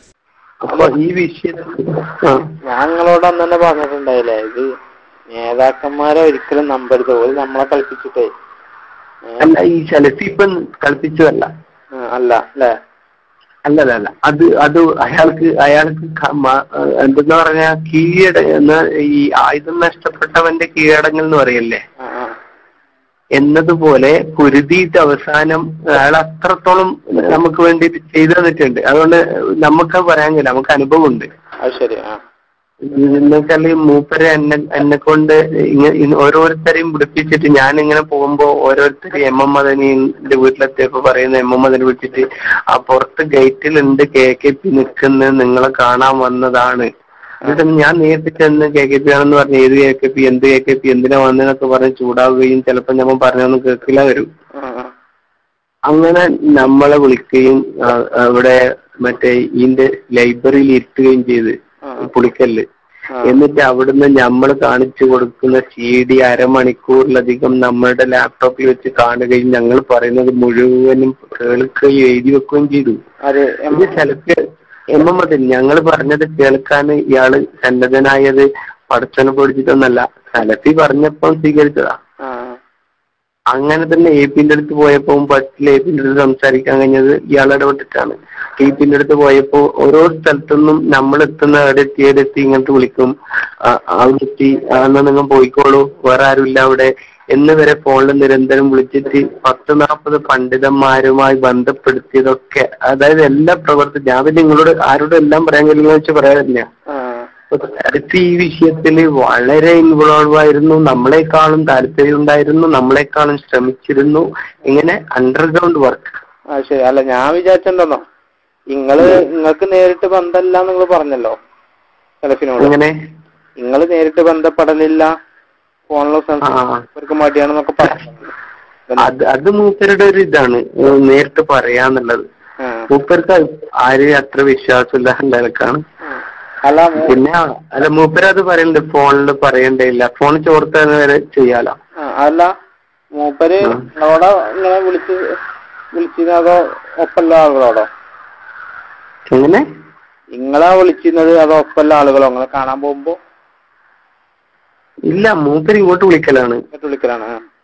നമ്മളെ ഇവിടുത്തെ ബന്ധപ്പെട്ട പിന്നെ പയ്യന്നൂർ ടീമും ഞങ്ങളെല്ലാം പോകുമ്പോ ഞങ്ങൾ എത്തി എന്നൊക്കെ ചോദിക്കും, അങ്ങോട്ടും ഇങ്ങോട്ടൊക്കെ നടക്കും. പക്ഷെ നേതാക്കളെല്ലാം വിളിച്ച് ഒരിക്കലും അവരതിന് സമയം കണ്ടെത്തലൊക്കെ മൂപ്പരുടെ ഇതായിരുന്നു. അല്ലാതെ നമ്മൾ പോയ ഈ 10-50-60 പണ്ഡിതന്മാരെ മുഴുവനായിട്ട് കാണാൻ കഴിയുമോ? അത് പരമാവധി രാവിലെ പോയിട്ട് രാത്രി വരെ ഒരു 10-20 ആളെയൊക്കെ ഇങ്ങനെ ഒന്നിച്ച് കാണാനൊക്കെ ഇയാള് അത് സൗകര്യമാണ്. അല്ലെ ഞാനെന്താ എനിക്കിതൊന്നും അറിയില്ലല്ലോ, അതുകൊണ്ടാണ് ഞാൻ പറഞ്ഞ മൂപ്പര് നേതാക്കന്മാരെ മൂപ്പര് എന്നല്ല നേതാക്കന്മാരൊക്കെ അവരെ സ്ഥാനം. അല്ല അവസാനം അത് മാത്രല്ല, സെൻട്രലിൽ ഇവരൊക്കെ ഗ്രൂപ്പ് യോഗം എന്ന് പറയുന്ന ആരോപണം നടത്തിയതിൽ മൂപ്പരാണ് നേതൃത്വം വഹിച്ചത്. മൂപ്പരാണ് കേരളത്തിലെ വിവിധ ഭാഗങ്ങളിൽ നിന്ന് നൂരിഷനെയും പിന്നെ മറ്റേ ഇയാളെയും എന്തെന്നാ അബ്ദുൽ ഖാദർ എരഞ്ഞിക്കലിനെയും നാണിയാജിനെയും അങ്ങനെ പ്രമുഖരായ എല്ലാ നേതാക്കളെയും പിന്നെ പണ്ഡിതന്മാരെയും ഒക്കെ എത്തിച്ചത്. എത്രത്തോളം ഹനീഫനടക്കം ഇങ്ങോട്ട് കൊണ്ടുവരുത്തിച്ചത് മൂപ്പരല്ലേ? അതില് നമ്മളെന്തിനാ വിളിക്കണ്ട്? നമ്മളെന്ത് നമ്മളെ വിളിച്ചില്ലെങ്കിൽ നമുക്ക് എന്തെങ്കിലും അയാളെ ചെയ്യാൻ കഴിയോ? അല്ല, അപ്പൊ അയാൾ തന്നെ അതെല്ലാം ആസൂത്രണം ചെയ്തോ. എന്നിട്ട് അയാള് എല്ലാവരുടെയും അങ്ങോട്ടും ഇങ്ങോട്ടൊക്കെ സംസാരിപ്പിച്ച് അവസാനം അവിടുത്തെ ഒരു വികാരവും ആ യോഗ തീരുമാനമൊക്കെ എഴുതി വെക്കുക. ഇപ്പം തന്നെ നമുക്ക് എല്ലാവർക്കും പോവാമെന്ന് പറഞ്ഞാൽ നേതൃത്വം നൽകി പോവുകയും പിന്നെ ഇത് പുറത്തറിഞ്ഞപ്പല്ലേ മറ്റൊരു കൊളാക്കുന്നു. പിന്നെ ഇയാൾക്ക് കീഴടങ്ങാനുള്ള ഒന്നും ചെയ്യാൻ കഴിയില്ല. അവൻ പറയുന്നുണ്ട് ഇനി വരുന്നത് വരട്ടെ, നമ്മൾ ചെയ്യാവുന്നിടത്തോളം ചെയ്തു. അയാളിന് പോയി പെട്ടതാണ്. പുളിക്കൽ മദീനത്തുലുള്ള തീരുമാനത്തിൽ സലഫി പോയി പെട്ടതാന്നാ പറയുന്നത്. അത് അവരിങ്ങനെ വിളിക്കുമ്പോ ചെല്ലാതിരിക്കുക എങ്ങനെ, അങ്ങനെ പോയി പെട്ടതാണ്.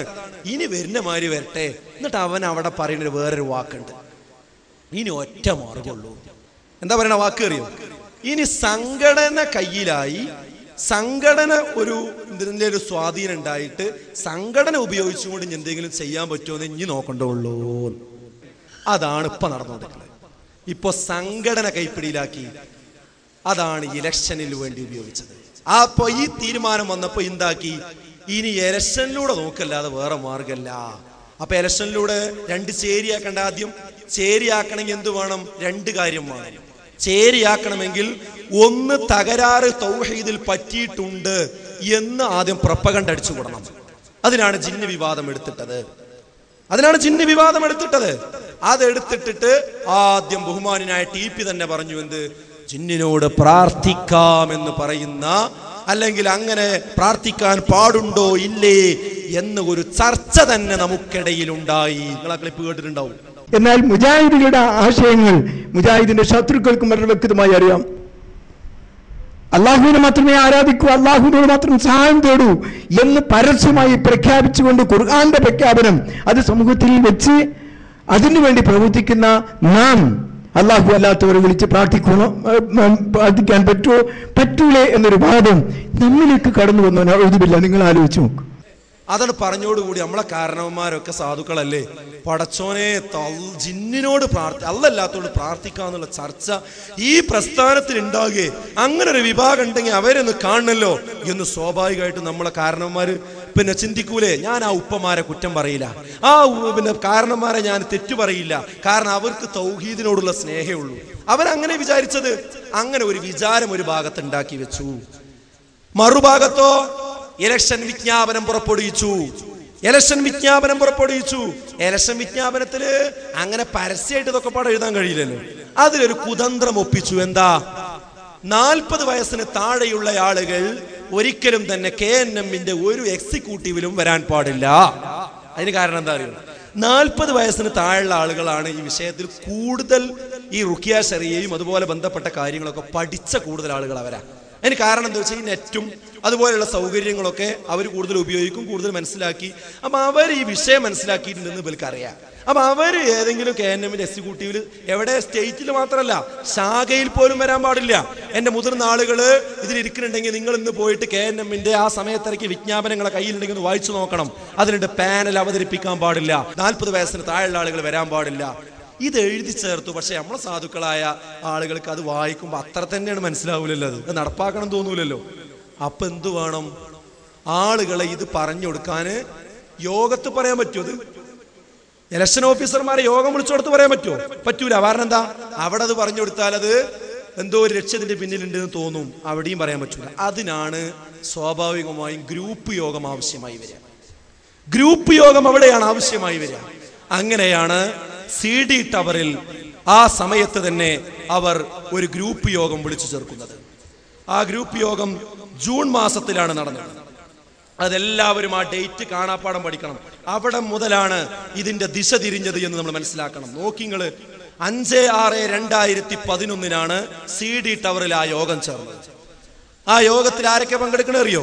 ആ യോഗത്തിൽ ബഹുമാനായ അബ്ദുറഹ്മാൻ സലഫിയുണ്ട്, നൂർ സാഹിബുണ്ട്, നാണി ഹാജിയുണ്ട്, അബ്ദുൽ ഖാദർ ഹാജിയുണ്ട്, അബ്ദുൾ റസാഖ് ബാക്കവിയുണ്ട്, പ്രൊഫസർ അബ്ദു സാഹിബുണ്ട്, ഡോക്ടർ മുഹമ്മദ് കുഞ്ഞിയുണ്ട്. എല്ലാവരും കത്ത് കിട്ടിയാൽ പോയി ഹാജരാകേണ്ട ആൾക്കാരാരാ? ഈ ആൾക്കാരൊക്കെ ഇപ്പൊ എവിടെ നോക്കിയാൽ മതി? ഈ ഗ്രൂപ്പ് യോഗത്തിൽ അന്ന് പങ്കെടുത്ത ആളുകൾ എവിടെയാണെന്ന് നോക്കിയാൽ മതി. എന്നാൽ നിഷ്കളങ്കരായി ഒന്നും അറിയാതെ പങ്കെടുത്തോലുണ്ടായിരുന്നില്ലേ, അവരെ ഇന്ന് പോരും ചെയ്തിട്ടുണ്ട്, അത് വേറെ വിഷയം. പക്ഷെ നേതൃത്വം കൊടുത്ത ആളുകൾ ഇവരായിരുന്നു. ഈ ആളുകളൊക്കെ അതിൽ പങ്കെടുത്തിട്ടുണ്ട്. അതുപോലെ തന്നെ മാത്രവുമല്ല, Wayanad, Malappuram east, Kozhikode north, south, ഈ ജില്ലകളിൽ നിന്നുള്ള പ്രതിനിധികളാണ് കാര്യമായിട്ട് അതിൽ പങ്കെടുത്ത്. കണ്ണൂർ, കാസർഗോഡ് ജില്ലയിലെ ആളുകളും അതിൽ കാര്യമായിട്ട് പങ്കെടുത്തിരുന്നു. പിന്നെ അതിൽ പ്രസംഗിക്കാൻ വന്നതാരാ? ഹനീഫ് കായക്കൊടി, അനസ് മൗലവി, പിന്നെയോ നേരത്തെ പറഞ്ഞ KKP അബ്ദുള്ള, അവരൊക്കെ അവിടെ അഭിപ്രായങ്ങൾ പറയാൻ വേണ്ടി അവിടെ വന്നിട്ടുണ്ട്. ഈ പോലുള്ള ആളുകളൊക്കെ, അതുപോലെ KV അബ്ദുൽ ലത്തീഫ് മൗലവി, അതുപോലെ തന്നെ ഹാരിസ് ചേരൂർ. ആരാ ഹാരിസ് ചേരൂർ? കാസർഗോഡ് ജില്ലയിൽ അബ്ദുസലാം സുല്ലമയുടെ പരിപാടി നടക്കുമ്പോൾ KNM മെമ്പർ ആയിരിക്കെ തന്നെ അബ്ദുസലാം സുല്ലമയുടെ പരിപാടിയുടെ മുമ്പിൽ പോയിരിക്കുകയും അദ്ദേഹം പറയുന്നത് പ്രചരിപ്പിക്കുകയും ചെയ്തിരുന്ന മടവൂരി വിശ്വാസമുള്ള സിഹിർ അംഗീകരിക്കുന്ന KNMൽ ഞാനില്ല എന്ന് പരസ്യമായി പറഞ്ഞു നടന്നിരുന്ന ഹാരിസ് ചേരൂർ. ഇതുപോലെയുള്ള ആളുകൾ അദ്ദേഹം അവർ പുനഃസംഘടിപ്പിച്ച പിന്നെ ISMന്റെ ജില്ലാ സെക്രട്ടറിയാണ്. കാസർഗോഡ് ജില്ലയിലെ ജില്ലാ സെക്രട്ടറി. ഇതുപോലെയുള്ള ആളുകളൊക്കെയാണ് ഇതിൽ പങ്കെടുത്തത്. ഈ യോഗം നടക്കുമ്പോൾ ഞങ്ങൾ അപ്പുറത്ത് ISMന്റെ സെക്രട്ടേറിയറ്റ് യോഗം നടക്കുന്നുണ്ട്. ആ സെക്രട്ടേറിയറ്റ് യോഗം നടന്ന് തിരിച്ച് ഇറങ്ങി വരുമ്പോൾ ഈ എക്സിക്യൂട്ടീവ് ഹാളിൽ ഒരു 10-40 ആളുകൾ അടങ്ങുന്ന ഒരു യോഗം. നോക്കുമ്പോൾ ഇവരൊക്കെ ഇരിക്കുന്നുണ്ട്. എന്താ വിഷയം എന്ന് മനസ്സിലാണില്ല, ഞങ്ങളൊന്നും അറിയില്ല. അപ്പൊ ബഹുമാന്യനായ AP അദ്ദേഹത്തിന്റെ ക്യാബിനിൽ ഇരിക്കുന്നുണ്ട്. APയുടെ അടുക്കൽ പോയി PK അഡ്വക്കേറ്റ് ഹബീബ് റഹ്മാൻ അദ്ദേഹത്തിന്റെ റൂമിൽ പോയി ചോദിച്ചു, മൗലവി അതാ അവിടെ ഒരു യോഗം നടക്കുന്നുണ്ടല്ലോ, നിങ്ങൾ അറിയുമോ എന്ന് ചോദിച്ചു. ഞാൻ അറിയില്ല, എന്ത് യോഗാവോ? എനിക്കറിയില്ല, അത് KNMന്റെ യോഗം ഒന്നല്ല എന്ന് പറഞ്ഞു. അപ്പൊ ഇനി TPയോടെങ്ങാനും ചോദിച്ചിട്ടുണ്ടാവോ എന്നറിയാൻ വേണ്ടി TPയെ ഫോണിൽ വിളിച്ചു ചോദിച്ചു. TP പറഞ്ഞു, ഞാനും അറിയില്ല. അപ്പോൾ KNMന്റെ പ്രസിഡന്റും സെക്രട്ടറിയും അറിയാത്ത യോഗം, ISMന്റെ പ്രസിഡന്റും സെക്രട്ടറിയും അറിയാത്ത യോഗം, KJUവിന്റെ പ്രസിഡന്റ് അറിയാത്ത യോഗം, MSMന്റെ പ്രസിഡന്റും സെക്രട്ടറിയും അറിയാത്ത യോഗം, MGMന്റെ പ്രസിഡന്റും സെക്രട്ടറിയും അറിയാത്ത യോഗം. രാഷ്ട്രീയത്തിൽ പ്രവർത്തിക്കുന്ന, എന്നാൽ അതകലെ നിന്നെങ്കിലും അതിലെ ദൂഷ്യങ്ങൾ കണ്ട ആളുകൾ എന്റെ ശബ്ദം ശ്രവിക്കുന്നുണ്ടാകുമെന്നാണ് വിചാരിക്കുന്നത്.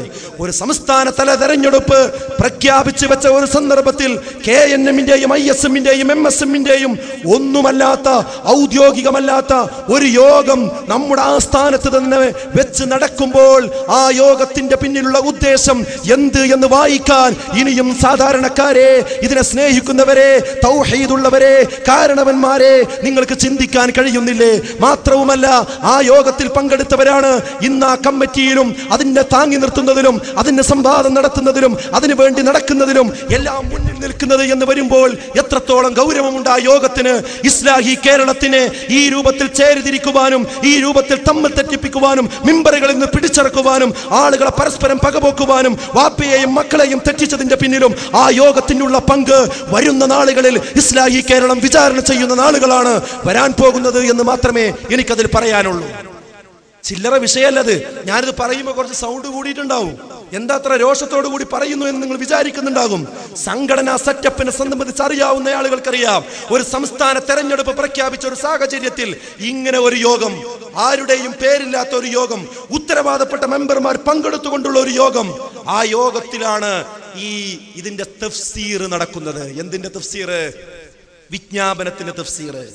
അതിന് തെളിവെന്താ അറിയോ? ഒന്ന് അവിടുത്തെ പ്രസംഗങ്ങൾ, മറ്റൊന്ന് ഞങ്ങൾ ലിഫ്റ്റ് ഇറങ്ങി ഇങ്ങോട്ട് വരുമ്പോ മലപ്പുറം വെസ്റ്റ് ജില്ലയിൽ നിന്ന് അതിൽ പങ്കെടുക്കാൻ വേണ്ടി വന്ന ഒരാളുണ്ടായിരുന്നു. അദ്ദേഹത്തിന്റെ പേര് ആവശ്യമുണ്ടെങ്കിൽ പിന്നെ പറയാം, ഞങ്ങൾക്കൊക്കെ അറിയാം പറയുമ്പോൾ തന്നെ. അദ്ദേഹം ഇങ്ങനെ ലിഫ്റ്റിൽ കൂടി കയറി വരുന്നുണ്ട്. അപ്പൊ ഞങ്ങൾ ചോദിച്ചു, എന്താ ഇവിടെ ഒരു യോഗ ഉണ്ട് ഭയങ്കര ഗൗരവത്തിൽ. എന്ത് യോഗ? ജിന്ന് കൂടിയ കുറച്ച് ആൾക്കാരുണ്ട്, അവരെ ശരിയാക്കാൻ വേണ്ടിയുള്ള യോഗമാണ്. ഞാൻ ചോദിക്കട്ടെ, ഇതിനല്ലേ ഗ്രൂപ്പ് യോഗം എന്ന് പറയാം? എന്താ ഈ ഗ്രൂപ്പ് യോഗം എന്ന് പറഞ്ഞാൽ? സംഘടനാ സംവിധാനം ഉപയോഗിച്ച് വിളിച്ചു ചേർക്കാത്ത, ഒരു യോഗത്തിൽ തീരുമാനിക്കാത്ത കാര്യം ചില വ്യക്തികൾ നേതൃത്വം കൊടുത്തുകൊണ്ട് അവർക്ക് ഇഷ്ടപ്പെട്ട ആളുകളെ വിളിച്ചു ചേർത്തുകൊണ്ട് നടത്തുന്ന ആലോചനക്ക് തന്നെയല്ലേ ഗ്രൂപ്പ് യോഗം എന്ന് പറയുക? അല്ലെങ്കിൽ എന്ത് വേണം? അതിനെപ്പറ്റി വിശദീകരിച്ചത് എന്താ അറിയത്? കണ്ണൂർ കാസർഗോഡ് ജില്ലയിലെ സംഘടനാ പ്രശ്നങ്ങൾ പരിഹരിക്കാനും ചില കുടുംബ പ്രശ്നങ്ങളൊക്കെ പറഞ്ഞു തീർക്കാനും വേണ്ടിയാണ് കൂടിയത്. എന്നാ കണ്ണൂരും കാസർഗോഡുള്ള പ്രശ്നം പരിഹരിക്കാനാണെങ്കിൽ എന്തിന് വെസ്റ്റ് നാളെ വിളിച്ചത്? എന്തിനാ ഈസ്റ്റ് നാളെ വിളിച്ചത്? എന്തിനാ സൗത്ത് നാളെ വിളിച്ചത്? ചോദ്യങ്ങൾ അവിടെ നിൽക്കൂല. ഇതുവരെ അതിന് കൃത്യമായ മറുപടിയും പറയാൻ കഴിഞ്ഞില്ല, കഴിയില്ല ഇനി. ഇതാണ് ഈ CD ടവറിൽ നടന്ന യോഗമാണ് യഥാർത്ഥത്തിൽ. പിന്നെ KKP അബ്ദുള്ള പറഞ്ഞില്ലേ, ഇനി സംഘടനാ നേതൃത്വം കയ്യിൽ വരുത്തിയിട്ട് എന്തെങ്കിലും ചെയ്യലേ നടക്കുള്ളൂ. അതിന്റെ യോഗമാണ് CD ടവറിൽ യഥാർത്ഥത്തിൽ നടന്നത്. ആ യോഗത്തിലാണ് ജനങ്ങൾ, അവിടെ കൂടിയ ആൾക്കാർക്ക് മനസ്സിലായി എന്ത് അപ്പൊ അങ്ങനെ ഉണ്ടല്ലേ. അപ്പൊ ഈ 40 വയസ്സിന് താഴെയുള്ള ആളുകൾ എടുക്കണ്ടെന്ന് പറഞ്ഞത് ഈ കാര്യത്തിന് വേണ്ടിയാണല്ലേ. ഇത് അവർ നടപ്പിൽ വരുത്തി. അതിനെന്താ തെളിവാണോ? അതിനുള്ള തെളിവ് എന്താ? ഈ യോഗത്തിൽ സജീവമായി ഏതൊക്കെ ജില്ലകളിൽ നിന്നാണോ പങ്കെടുത്തത് ആ ജില്ലകളിലെല്ലാം ഇലക്ഷൻ ഒരു പ്രശ്നത്തിലേക്ക് പോയി, വോട്ടെടുപ്പിലേക്ക് പോയി. ഒന്ന് മലപ്പുറം ഈസ്റ്റ് ജില്ലയാണ്. മലപ്പുറം ഈസ്റ്റ് ജില്ലയിലെ ചുങ്കത്തറ പോലെയുള്ള, കൊണ്ടോട്ടി പോലെയുള്ള ഒരുപാട് മണ്ഡലങ്ങളിൽ പ്രശ്ന സങ്കീർണമായി. പല ഇലക്ഷനുകളും പല സംഗതി മാറ്റിവെക്കേണ്ടി വന്നു. പല ആളുകളും നാട്ടിലില്ലാത്ത സമയത്ത് ഇലക്ഷൻ നടത്തി. സുഹൈർ മൗലവി പുറത്തുള്ള സമയത്താണ് ചുങ്കത്തറയിൽ യോഗം നടക്കുന്നത്. പിന്നീട് ആൾ ഇടപെട്ടുകൊണ്ടാണ് നടത്തുന്നത്. ജില്ലാ ഇലക്ഷൻ ഓഫീസർ അറിയാതെയാണ് അവിടെ യോഗം ചേരുന്നത്. അങ്ങനെ പല പ്രശ്നങ്ങളും ഉണ്ടായി. മലപ്പുറം ഈസ്റ്റ് ജില്ലയിലെ ജില്ലാ കൗൺസിലിൽ 140 അധികം വരുന്ന കൗൺസിലർമാരുടെ എതിർ വോട്ടിനാണ് അവിടെ കമ്മിറ്റി നിലവിൽ വന്നിരിക്കുന്നത്. അല്ല എന്ന് പറയാൻ കഴിയോ? കാസർഗോഡ് ജില്ലയിൽ മണ്ഡലങ്ങളിൽ പല തവണകളിലായി ഇലക്ഷൻ മാറ്റിവെച്ച ശേഷമാണ് നടന്നിട്ടുള്ളത്. അവിടുന്ന് ഹൈക്കോടതിയിൽ കേസ് ഫയൽ ചെയ്യപ്പെടുന്ന അവസ്ഥ വരെ ഉണ്ടായിട്ടുണ്ട്, ഇല്ലേ? കണ്ണൂർ ജില്ലയിൽ 2-3 വോട്ടിന്റെ വ്യത്യാസത്തിനാണ് ജില്ലയിലെ പല തെരഞ്ഞെടുപ്പുകളും നടന്നിട്ടുള്ളത്. അതുപോലെ തന്നെ കോഴിക്കോട് സൗത്ത് ജില്ലയിൽ വൈകുന്നേരം വരെ യോഗം നടന്നിട്ട് യോഗം തീരുമാനമാകാതെയാണ് പിരിഞ്ഞത്, അല്ലേ?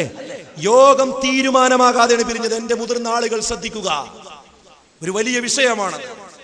കോഴിക്കോട് സൗത്ത് ജില്ലയിലെ ഇലക്ഷൻ അവസാനിക്കുമ്പോൾ ആ ഇലക്ഷനിൽ തീരുമാനമാകാതെയാണ് പിരിഞ്ഞത്. ആരൊക്കെയാകണം കൗൺസിലർമാർ എന്ന വിഷയം ചർച്ച ചെയ്തൊരു തീരുമാനത്തിലെത്താതെയാണ് പിരിഞ്ഞത്.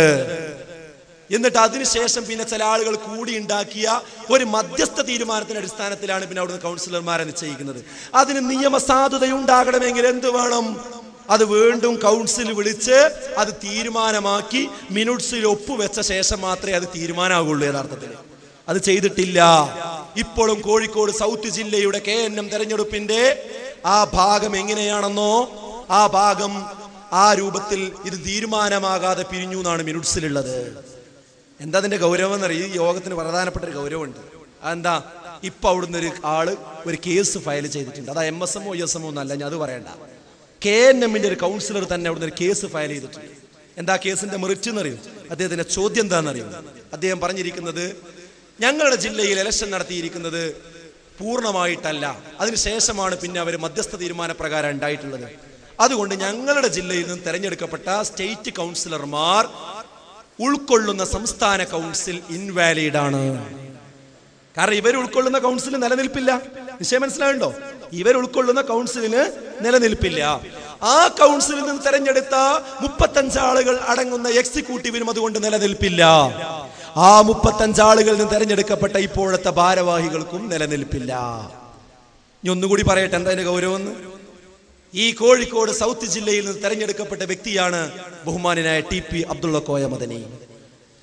അതുപോലെ തന്നെ PK അഹമ്മദ് സാഹിബ്, സലീം ചാലിയം, M മുഹമ്മദ് മദനി, പാലത്ത് അബ്ദുറഹ്മാൻ മദനി സാഹിബ്, ഇതുപോലെയുള്ള ആളുകളൊക്കെ, KV അബ്ദുൽ ലത്തീഫ് മൗലവി, ഇവരൊക്കെ സൗത്ത് ജില്ലയിൽ നിന്ന് തെരഞ്ഞെടുക്കപ്പെട്ട സ്റ്റേറ്റ് കൗൺസിലർമാർ. തെരഞ്ഞെടുക്കപ്പെട്ടതല്ല, തെരഞ്ഞെടുക്കപ്പെടാതെ ബഹളമായി പിരിഞ്ഞു എന്നാണ് മിനിറ്റ്സിലുള്ളത്.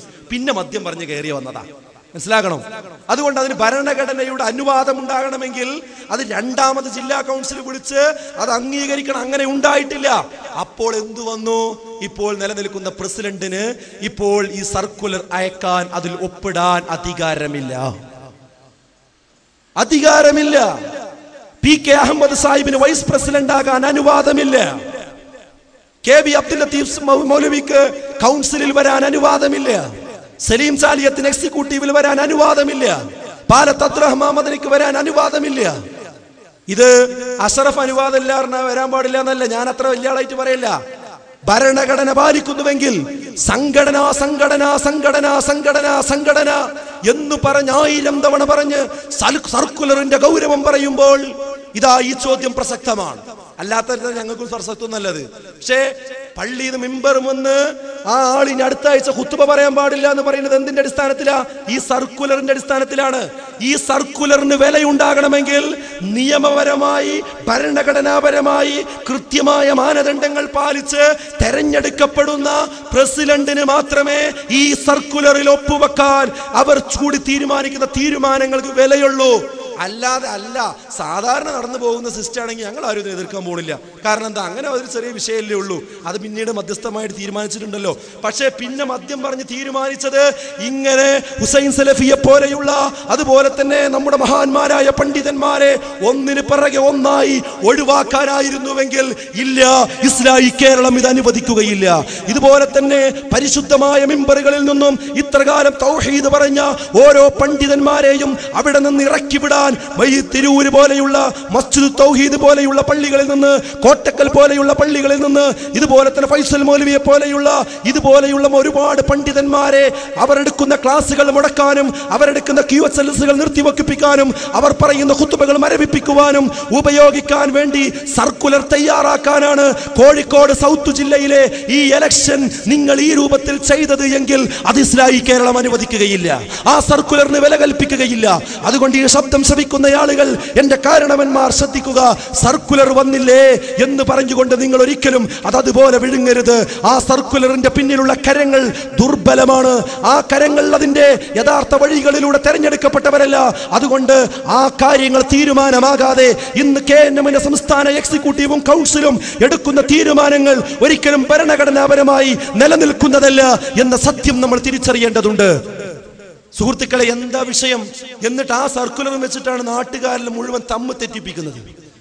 ഭരണഘടനാപരമായി ഇലക്ഷന്റെ ശരിയായ രൂപത്തിൽ നടക്കാതെയാണ് കാര്യങ്ങൾ നടത്തിക്കൊണ്ടിരിക്കുന്നത് എന്നാണ് ഞാൻ പറഞ്ഞതിന്റെ ചുരുക്കം. അപ്പോൾ ഈ വിഷയങ്ങളെ സംബന്ധിച്ച് കൃത്യമായ ധാരണയുണ്ടാകണം. ഞാനതാ പറഞ്ഞത്. KKP അബ്ദുള്ളയുടെ വിഷയത്തിൽ ഞങ്ങൾ കൃത്യമായ പരാതികൾ ഞങ്ങൾ പറഞ്ഞിട്ടുണ്ട്. ആ സമയാസമയങ്ങളിൽ പറഞ്ഞിട്ടുണ്ട്. എൻ്റെ കയ്യിലുള്ള ഈ കത്ത് ആ സമയത്ത് M ഇസ്മായിൽ കിണവക്കൽ എന്ന് പറയുന്ന പിന്നെ ഒരു സഹോദരൻ, ആരാ? ISM കാരനല്ല, MSM കാരനല്ല, KNMന്റെ സംസ്ഥാന ആലോചനാ സഭാ അംഗം, സംസ്ഥാന കൗൺസിൽ അംഗം. അദ്ദേഹം അന്ന് ISMനും അതുപോലെ എല്ലാ സംഘടനക്കും അയച്ച ഒരു കത്താണ് KKP അബ്ദുള്ളയെ പറ്റി. എനിക്കിതിനെ കുറിച്ച് ചോദിക്കാറുണ്ട്. ഞാൻ ആ കത്ത് വായിക്കാം. KNM സംസ്ഥാന പ്രവർത്തക സമിതി മുമ്പാകെ ആലോചനാ സഭാ അംഗം M ഇസ്മായിൽ കിണവക്കൽ കൂത്തുപറമ്പ് സമർപ്പിക്കുന്നു. അസ്സലാമു അലൈക്കും. തളിപ്പറമ്പ് ശാഖയിലെ പ്രവർത്തകനായിരുന്ന KKP അബ്ദുള്ളക്ക് KNM മെമ്പർഷിപ്പ് നൽകരുതെന്ന് ശാഖയും തെരഞ്ഞെടുപ്പ് വിജ്ഞാപന പ്രകാരം മണ്ഡലം പ്രവർത്തക സമിതിയും ഐക്യകണ്ഠേന നിലപാടെടുത്തതായും എന്നാൽ മെമ്പർഷിപ്പ് നൽകണമെന്ന് ചിലർക്ക് അഭിപ്രായമുള്ളതായും അറിയാൻ കഴിഞ്ഞു. മടവൂരി പ്രസിദ്ധീകരണമായ ശബാബിൽ നമുക്കെതിരെ വന്ന ലേഖനങ്ങളുടെ ആശയങ്ങളും ശൈലിയും പദപ്രയോഗം വരെ അങ്ങനെ തന്നെ ആവർത്തിക്കുന്ന KKP അബ്ദുള്ളയുടെ വ്യതിയാന പുസ്തകവും അതിനെ പ്രശംസിച്ചും നമ്മുടെ നേതാക്കന്മാരെ പരിഹസിച്ചും ശബാബിൽ വന്ന ലേഖനവും ശ്രദ്ധിച്ചിരിക്കുമല്ലോ. സജീവ മടവൂരി പ്രവർത്തകനായ എന്റെ മകൻ ഇഫ്തിഖാർ അഹമ്മദിന് മേൽ പുസ്തകക്കെട്ടുകൾ KKP അബ്ദുള്ള ഏൽപ്പിക്കുകയും തലശ്ശേരി മടവൂരി പള്ളിയിൽ അവൻ ദിവസങ്ങളോളം വിതരണം ചെയ്യുകയും ചെയ്തിട്ടുണ്ട്.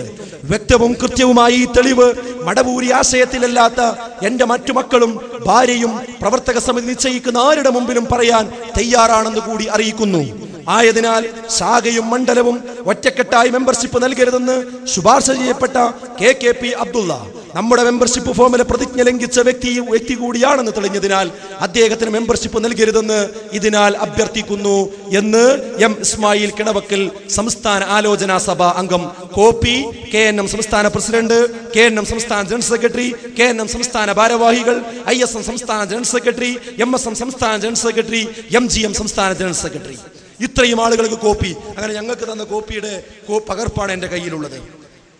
ഈ വ്യക്തിക്ക് മെമ്പർഷിപ്പ് കൊടുക്കാം ഉള്ള ശ്രമങ്ങൾ ഉണ്ടായി എന്ന് മാത്രമല്ല, ഞാൻ മറ്റൊരു സമയത്ത് ഇൻഷാ അല്ലാഹ് വേറൊരു വേദിയിൽ അത് വിശദീകരിക്കേണ്ടതുണ്ട്, അത് പറയേണ്ടതുണ്ട് നമുക്ക്.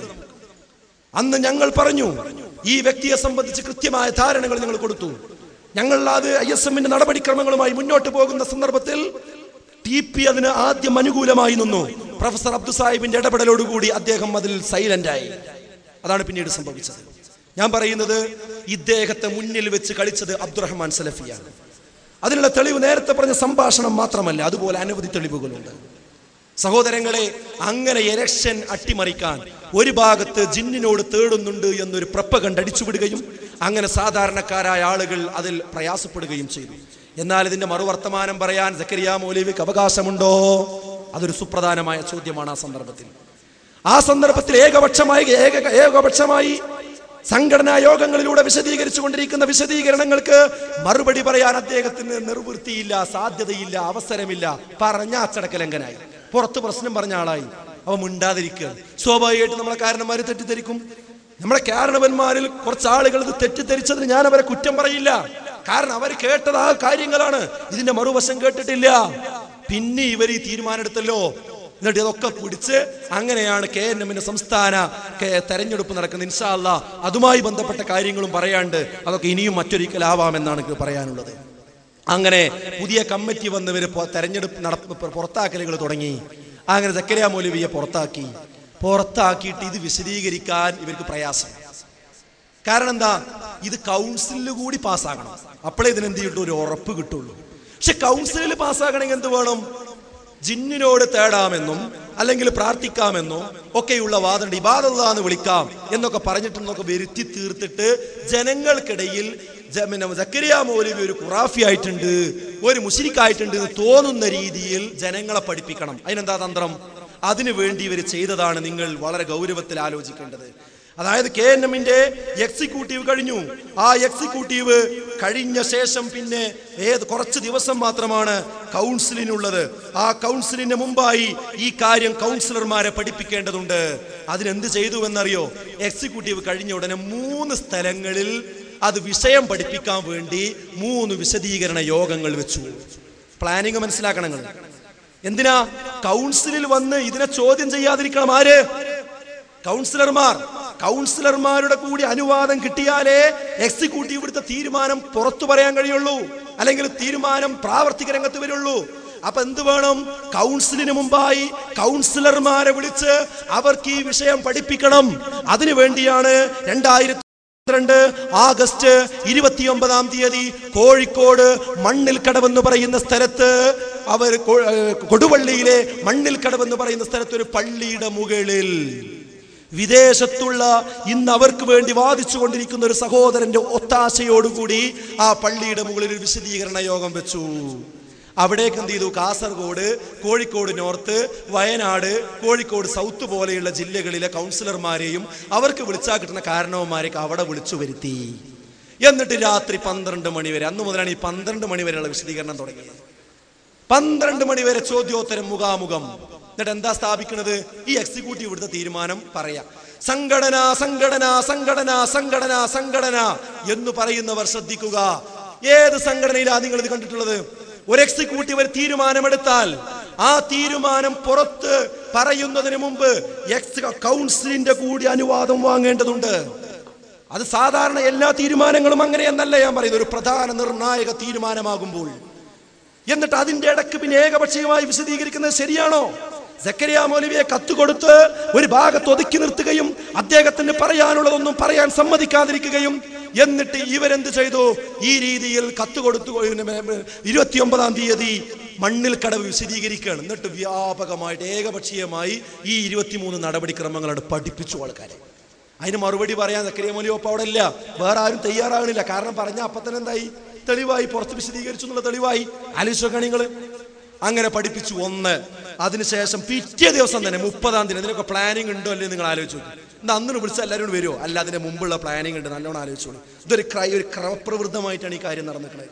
30-ാം തീയതി ജാമിയ നദിവിയയിൽ, ആഗസ്റ്റ് 30-ാം തീയതി ജാമിയ നദിവിയയിൽ മലപ്പുറം ഈസ്റ്റ്, വെസ്റ്റ്, പാലക്കാട് പോലെയുള്ള മധ്യ കേരളത്തിലെ പ്രധാനപ്പെട്ട ജില്ലകളിൽ ആളുകൾ പങ്കെടുക്കുന്നു. അവിടെയും 12 മണി വരെ മുഖാമുഖം. വീണ്ടും ആളുകളെ പഠിപ്പിച്ചു. ഇത് ശിർക്കിലേക്ക് പോയി. അപ്പോഴും സക്കരിയ മൗലവി വിശദീകരിച്ചിട്ടില്ല. സക്കരിയ മൗലവി കാര്യം പറഞ്ഞിട്ടില്ല. സ്വാഭാവികമായിട്ടും നമ്മുടെ രക്ഷിതാക്കൾ തെറ്റിദ്ധരിക്കൂലേ? ഇങ്ങനെയൊക്കെ പറഞ്ഞിക്കണമെങ്കിൽ 23 സ്റ്റെപ്പുകൾ ഇങ്ങനെയൊക്കെ ഒരു സംഘടന ചെയ്തിട്ടുണ്ടാകുമോ? ഇത്രയൊക്കെ നടന്നു പോയിട്ടുണ്ടെങ്കിൽ പിന്നെ ഇയാളെ പുറത്താക്കിയെന്നൊന്നും പറയല്ല എന്ന് അവിടെ ഈ ഭാഗത്തുള്ള ആളുകളെ കൊണ്ട് പറയിച്ചു. കഴിഞ്ഞില്ല. തൊട്ട് പിറ്റേ ദിവസം സെപ്റ്റംബർ 1-ന് കയ്പമംഗലം ബുസ്താനുൽ അവിടെ ആ തെക്കൻ ഭാഗത്തുള്ള ജില്ലകളിലെ ആളുകൾ പങ്കെടുക്കുന്നു. അതായത് തിരുവനന്തപുരം മുതലുള്ള ആളുകളൊക്കെ അവിടെ പങ്കെടുക്കുന്നു. അവിടെ പങ്കെടുത്ത് അവിടെയും രാത്രി 12 മണി വരെ മുഖാമുഖം. അവിടെയും ഏകപക്ഷീയമായ വിശദീകരണം. ഇപ്പൊ എന്തായി? കേരളം മുഴുവനും ഇത് ബൈലെക്സിൽ കണക്ഷൻ കൊടുത്തിട്ട് എവിടൊക്കെ കേൾക്കും? കൗൺസിലിൽ പാസ്സാകാത്ത ഒരു വിഷയം കാന്തപുരത്തിന്റെ ഓഫീസിൽ കേൾക്കും. കൗൺസിലിൽ പാസ്സാകാത്ത ഒരു വിഷയം മർക്കസുദ്ദാബിയിൽ കേൾക്കും. ഏത് ശത്രുവിനെയും വിളിച്ച് പറയാവുന്ന രീതിയിൽ 3 വിശദീകരണം നടന്നു. എന്നിട്ട് തൊട്ട് പിറ്റേ ദിവസം സെപ്റ്റംബർ 2 KNM കൗൺസിലർമാർ ഇത് കേൾക്കുന്നില്ലേ? എന്നായിരുന്നു സംസ്ഥാന കൗൺസിൽ സക്കരിയ മൗലവിക്ക് നേരെ എടുത്ത നടപടി. ആ നടപടി അംഗീകരിച്ച കൗൺസിൽ എന്നായിരുന്നു?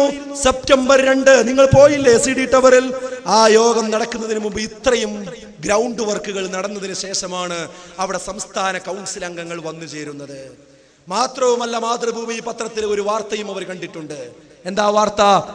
ഇയാളെ സിർക്കിലേക്ക് പോയി ജിന്നിനോട് തേടാമെന്ന് പറഞ്ഞതിന്റെ പേരിൽ പുറത്താക്കിയിട്ടുണ്ട്. ലക്ഷക്കണക്കിന് കോപ്പിയല്ലേ മാതൃഭൂമി അടിച്ചുവിടുന്നത്. ഈ വാർത്തയും വായിച്ച് ഈ 3 കോഴ്സുകളും കേട്ട് സക്കരിയ മൗലവി പഴച്ചിട്ടുണ്ടെന്നും ഉറപ്പിച്ച് 23 നടപടിക്രമങ്ങളും മനഃപ്പാടമാക്കി.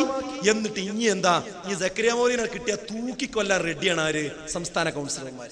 കാരണം എന്താ? അത്രക്ക് ബോൾഡായിട്ടാണ് പഠിപ്പിച്ചത്. കാരണം തൗഹീദിമല്ലേ കത്തി വെച്ചത്. അപ്പൊ പിന്നെ ഇയാളെ വെച്ചുകൊണ്ടിരിക്കാൻ പറ്റുമോ? എന്നിട്ട് അവിടെയും തന്നെ ഇതേ വിശദീകരണം. സക്കരിയ മൗലവി കത്തുകൊടുത്തില്ലേ?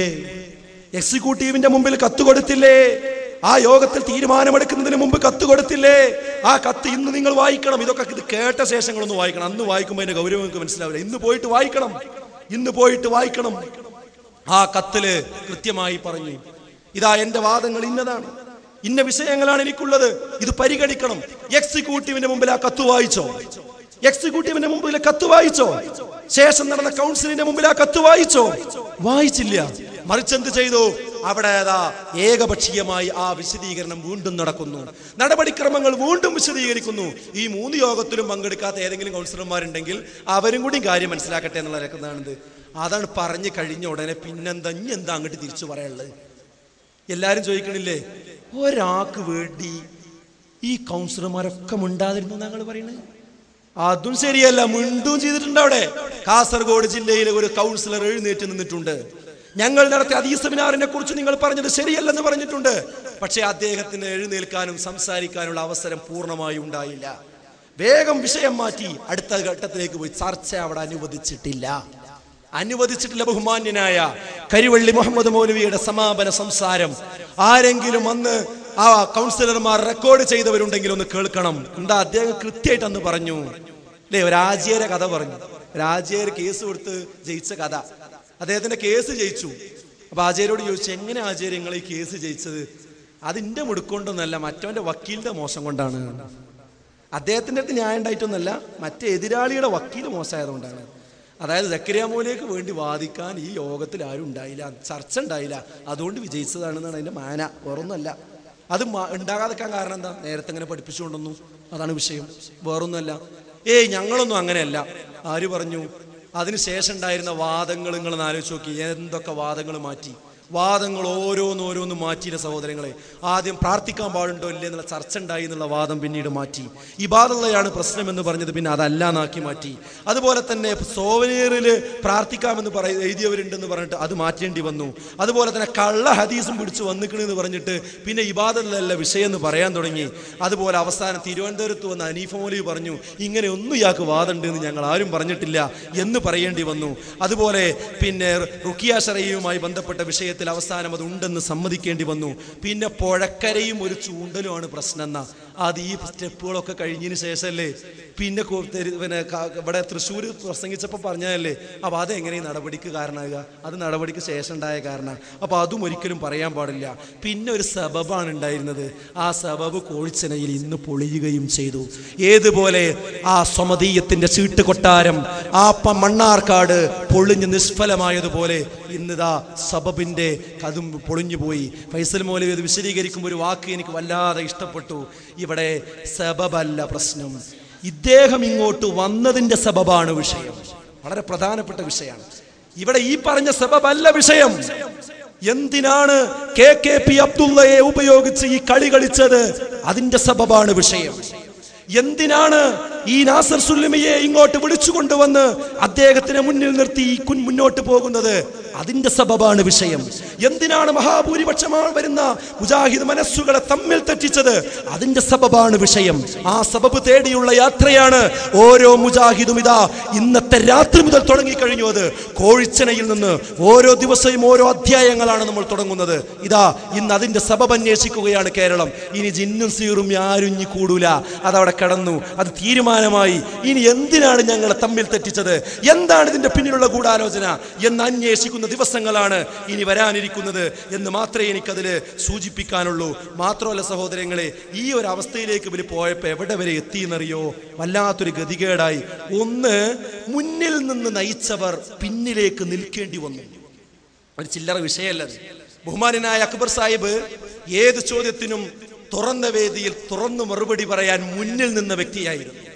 പക്ഷേ വിഷ്ണുവുമായി ബന്ധപ്പെട്ട പരാമർശം വിവാദമായപ്പോൾ അതിന് ദിവസങ്ങളോളം ആഴ്ചകളോളം കഴിഞ്ഞ ശേഷം അതാ നെറ്റിൽ ഒരു മറുപടി പ്രത്യക്ഷപ്പെടുന്നു മറ്റൊരാളുടെ പേരിൽ. എന്തേ എല്ലാ ചോദ്യത്തിനും മറുപടി പറഞ്ഞിരുന്ന അക്ബർ സാഹിബിന് ഒരു ബിനാമിയെ മുന്നിൽ വെക്കേണ്ടി വന്നത്?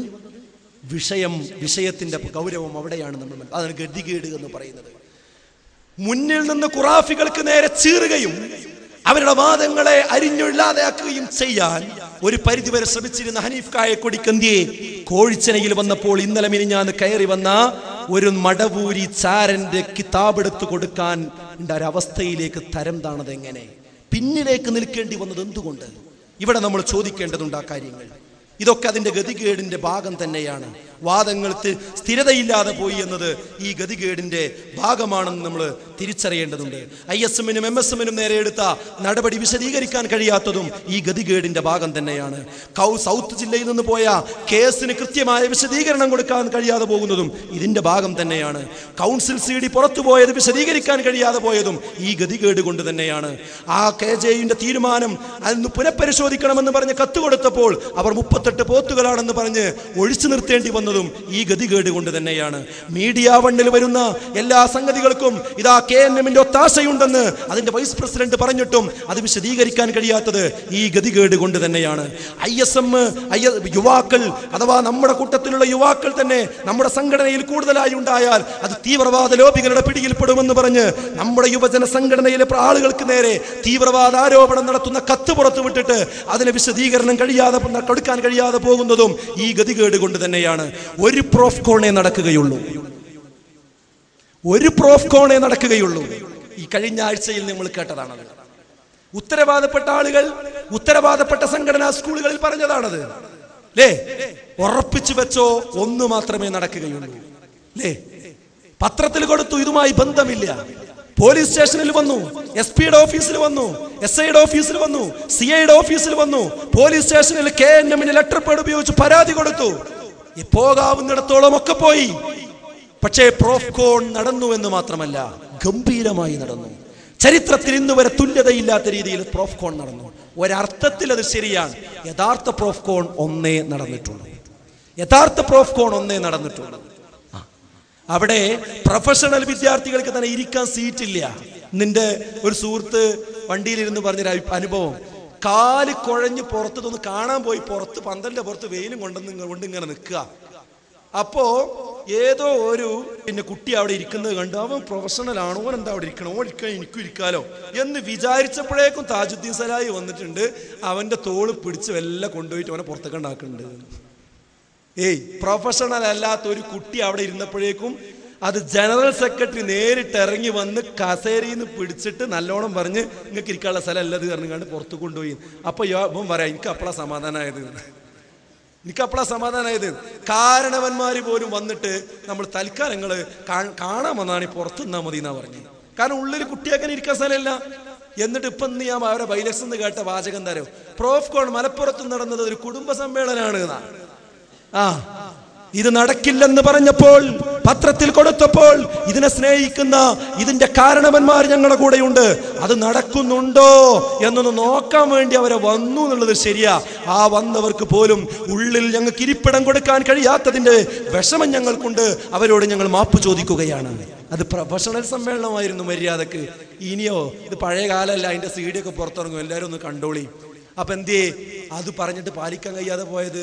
ഈ ഗതികേട് കൊണ്ടാണ്. പ്രോഫ്കോണിനെ പറഞ്ഞതും നടന്നതും പാലിക്കാൻ കഴിയാതെ, CD ടവറിൽ നടന്ന യോഗം വിശദീകരിക്കാൻ കഴിയാതെ പോയത്.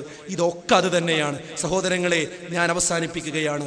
എനിക്ക് സൂചിപ്പിക്കാനുള്ളത് ഒരുപാട് കാര്യങ്ങൾ ഇതുമായി ബന്ധപ്പെട്ട് നമുക്ക് പറയാനുണ്ട്. ഇതൊന്നും നമ്മൾ പറയാൻ വിചാരിച്ചല്ല. ഇത് പറയണമെങ്കിൽ നമുക്ക് അന്ന് മുതലേ പറഞ്ഞൂടെ? എന്തത് പറയാറുണ്ട്? നിങ്ങളൊന്ന് മനസ്സിൽ ഇപ്പൊ അതൊക്കെ പറയുമ്പോൾ ചില ആൾക്കാർ എന്തിനാ ഇപ്പൊ ഇതൊക്കെ പാടാ, നാട്ടുകാർ കേൾക്കൂലേ, ആൾക്കാർ കേൾക്കൂലേ. അവനാന് കുറച്ച് പരിക്കുണ്ട് തോന്നിയാൽ നാട്ടുകാർ കേൾക്കുന്നത് വലിയ പ്രശ്നമാണ് അല്ലേ? പരിക്കില്ലാത്തതാണെങ്കിൽ അങ്ങനെ പറഞ്ഞോട്ടെ, ഇപ്പൊ തൗഹീദല്ലേ വിഷയം എന്നും പറയും അല്ലേ? സഹോദരങ്ങളെ, ഇത് ഒരു പൊളിറ്റിക്സാണ്. ഇത് ചില ഒതുക്കലുകളാണ്. അത് 1-2 ആളുകളാണ്, വേറെ ആരുമല്ല.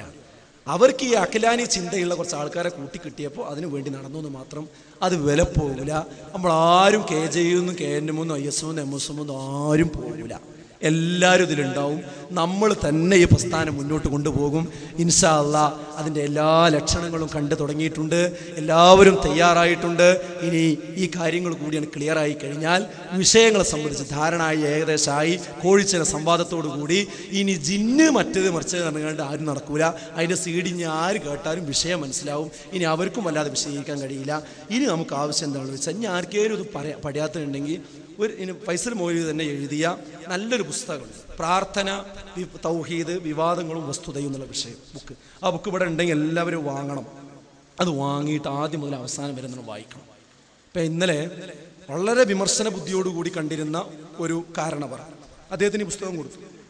അദ്ദേഹം അത് കിട്ടിയ ഉടനെ വായിച്ചു കഴിഞ്ഞപ്പോൾ പറഞ്ഞു, ഇതാണല്ലേ വസ്തുത. എത്ര പെട്ടെന്നാ മാറി.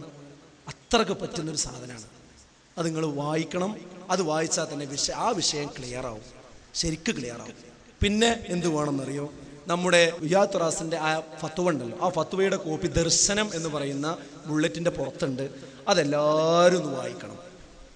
അതിപ്പോൾ ലോകത്തുള്ള ആർക്കും ഇതിലൊന്നും അഭിപ്രായ വ്യത്യാസമല്ല. ഇവിടെ 2-3 ആൾക്കുള്ളൂ. മൂവർ സംഘം എന്ന് നമ്മൾ പറഞ്ഞപ്പോൾ മൂവർ സംഘം ഒറ്റക്കല്ല, മുജാഹിദുകൾ കൂടെ ഉണ്ട് എന്നാ മറുപടി പറഞ്ഞ്.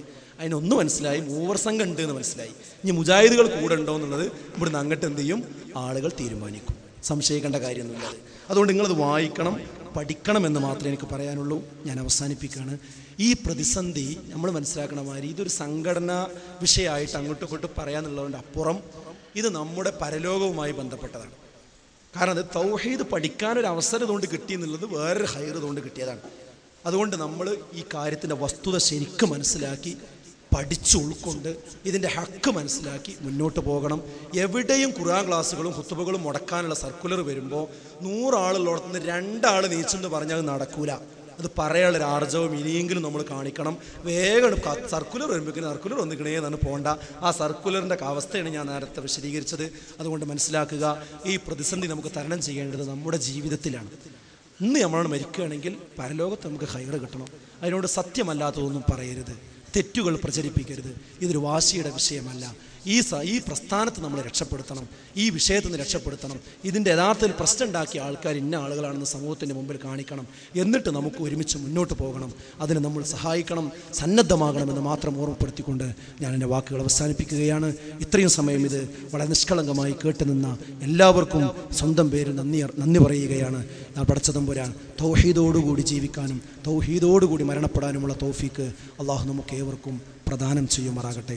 നാളെ പരലോകത്ത് സ്വർഗത്തിലേക്ക് പോകുന്ന യഥാർത്ഥ മുത്തക്കികളിൽ മുഅ്മിനുകളിൽ അള്ളാഹു നമ്മേവരെയും ഉൾപ്പെടുത്തി അനുഗ്രഹിക്കുമാറാകട്ടെ. റബ്ബനാ ആതിനാ ഫിദ്ദുനിയ ഹസനതൻ വഫിൽ ആഖിറതി ഹസനതൻ വഖിനാ അദാബന്നാർ. ആമീൻ യാ അർഹമർ റഹീമീൻ. അസ്സലാമു അലൈക്കും വറഹ്മത്തുള്ളാഹി.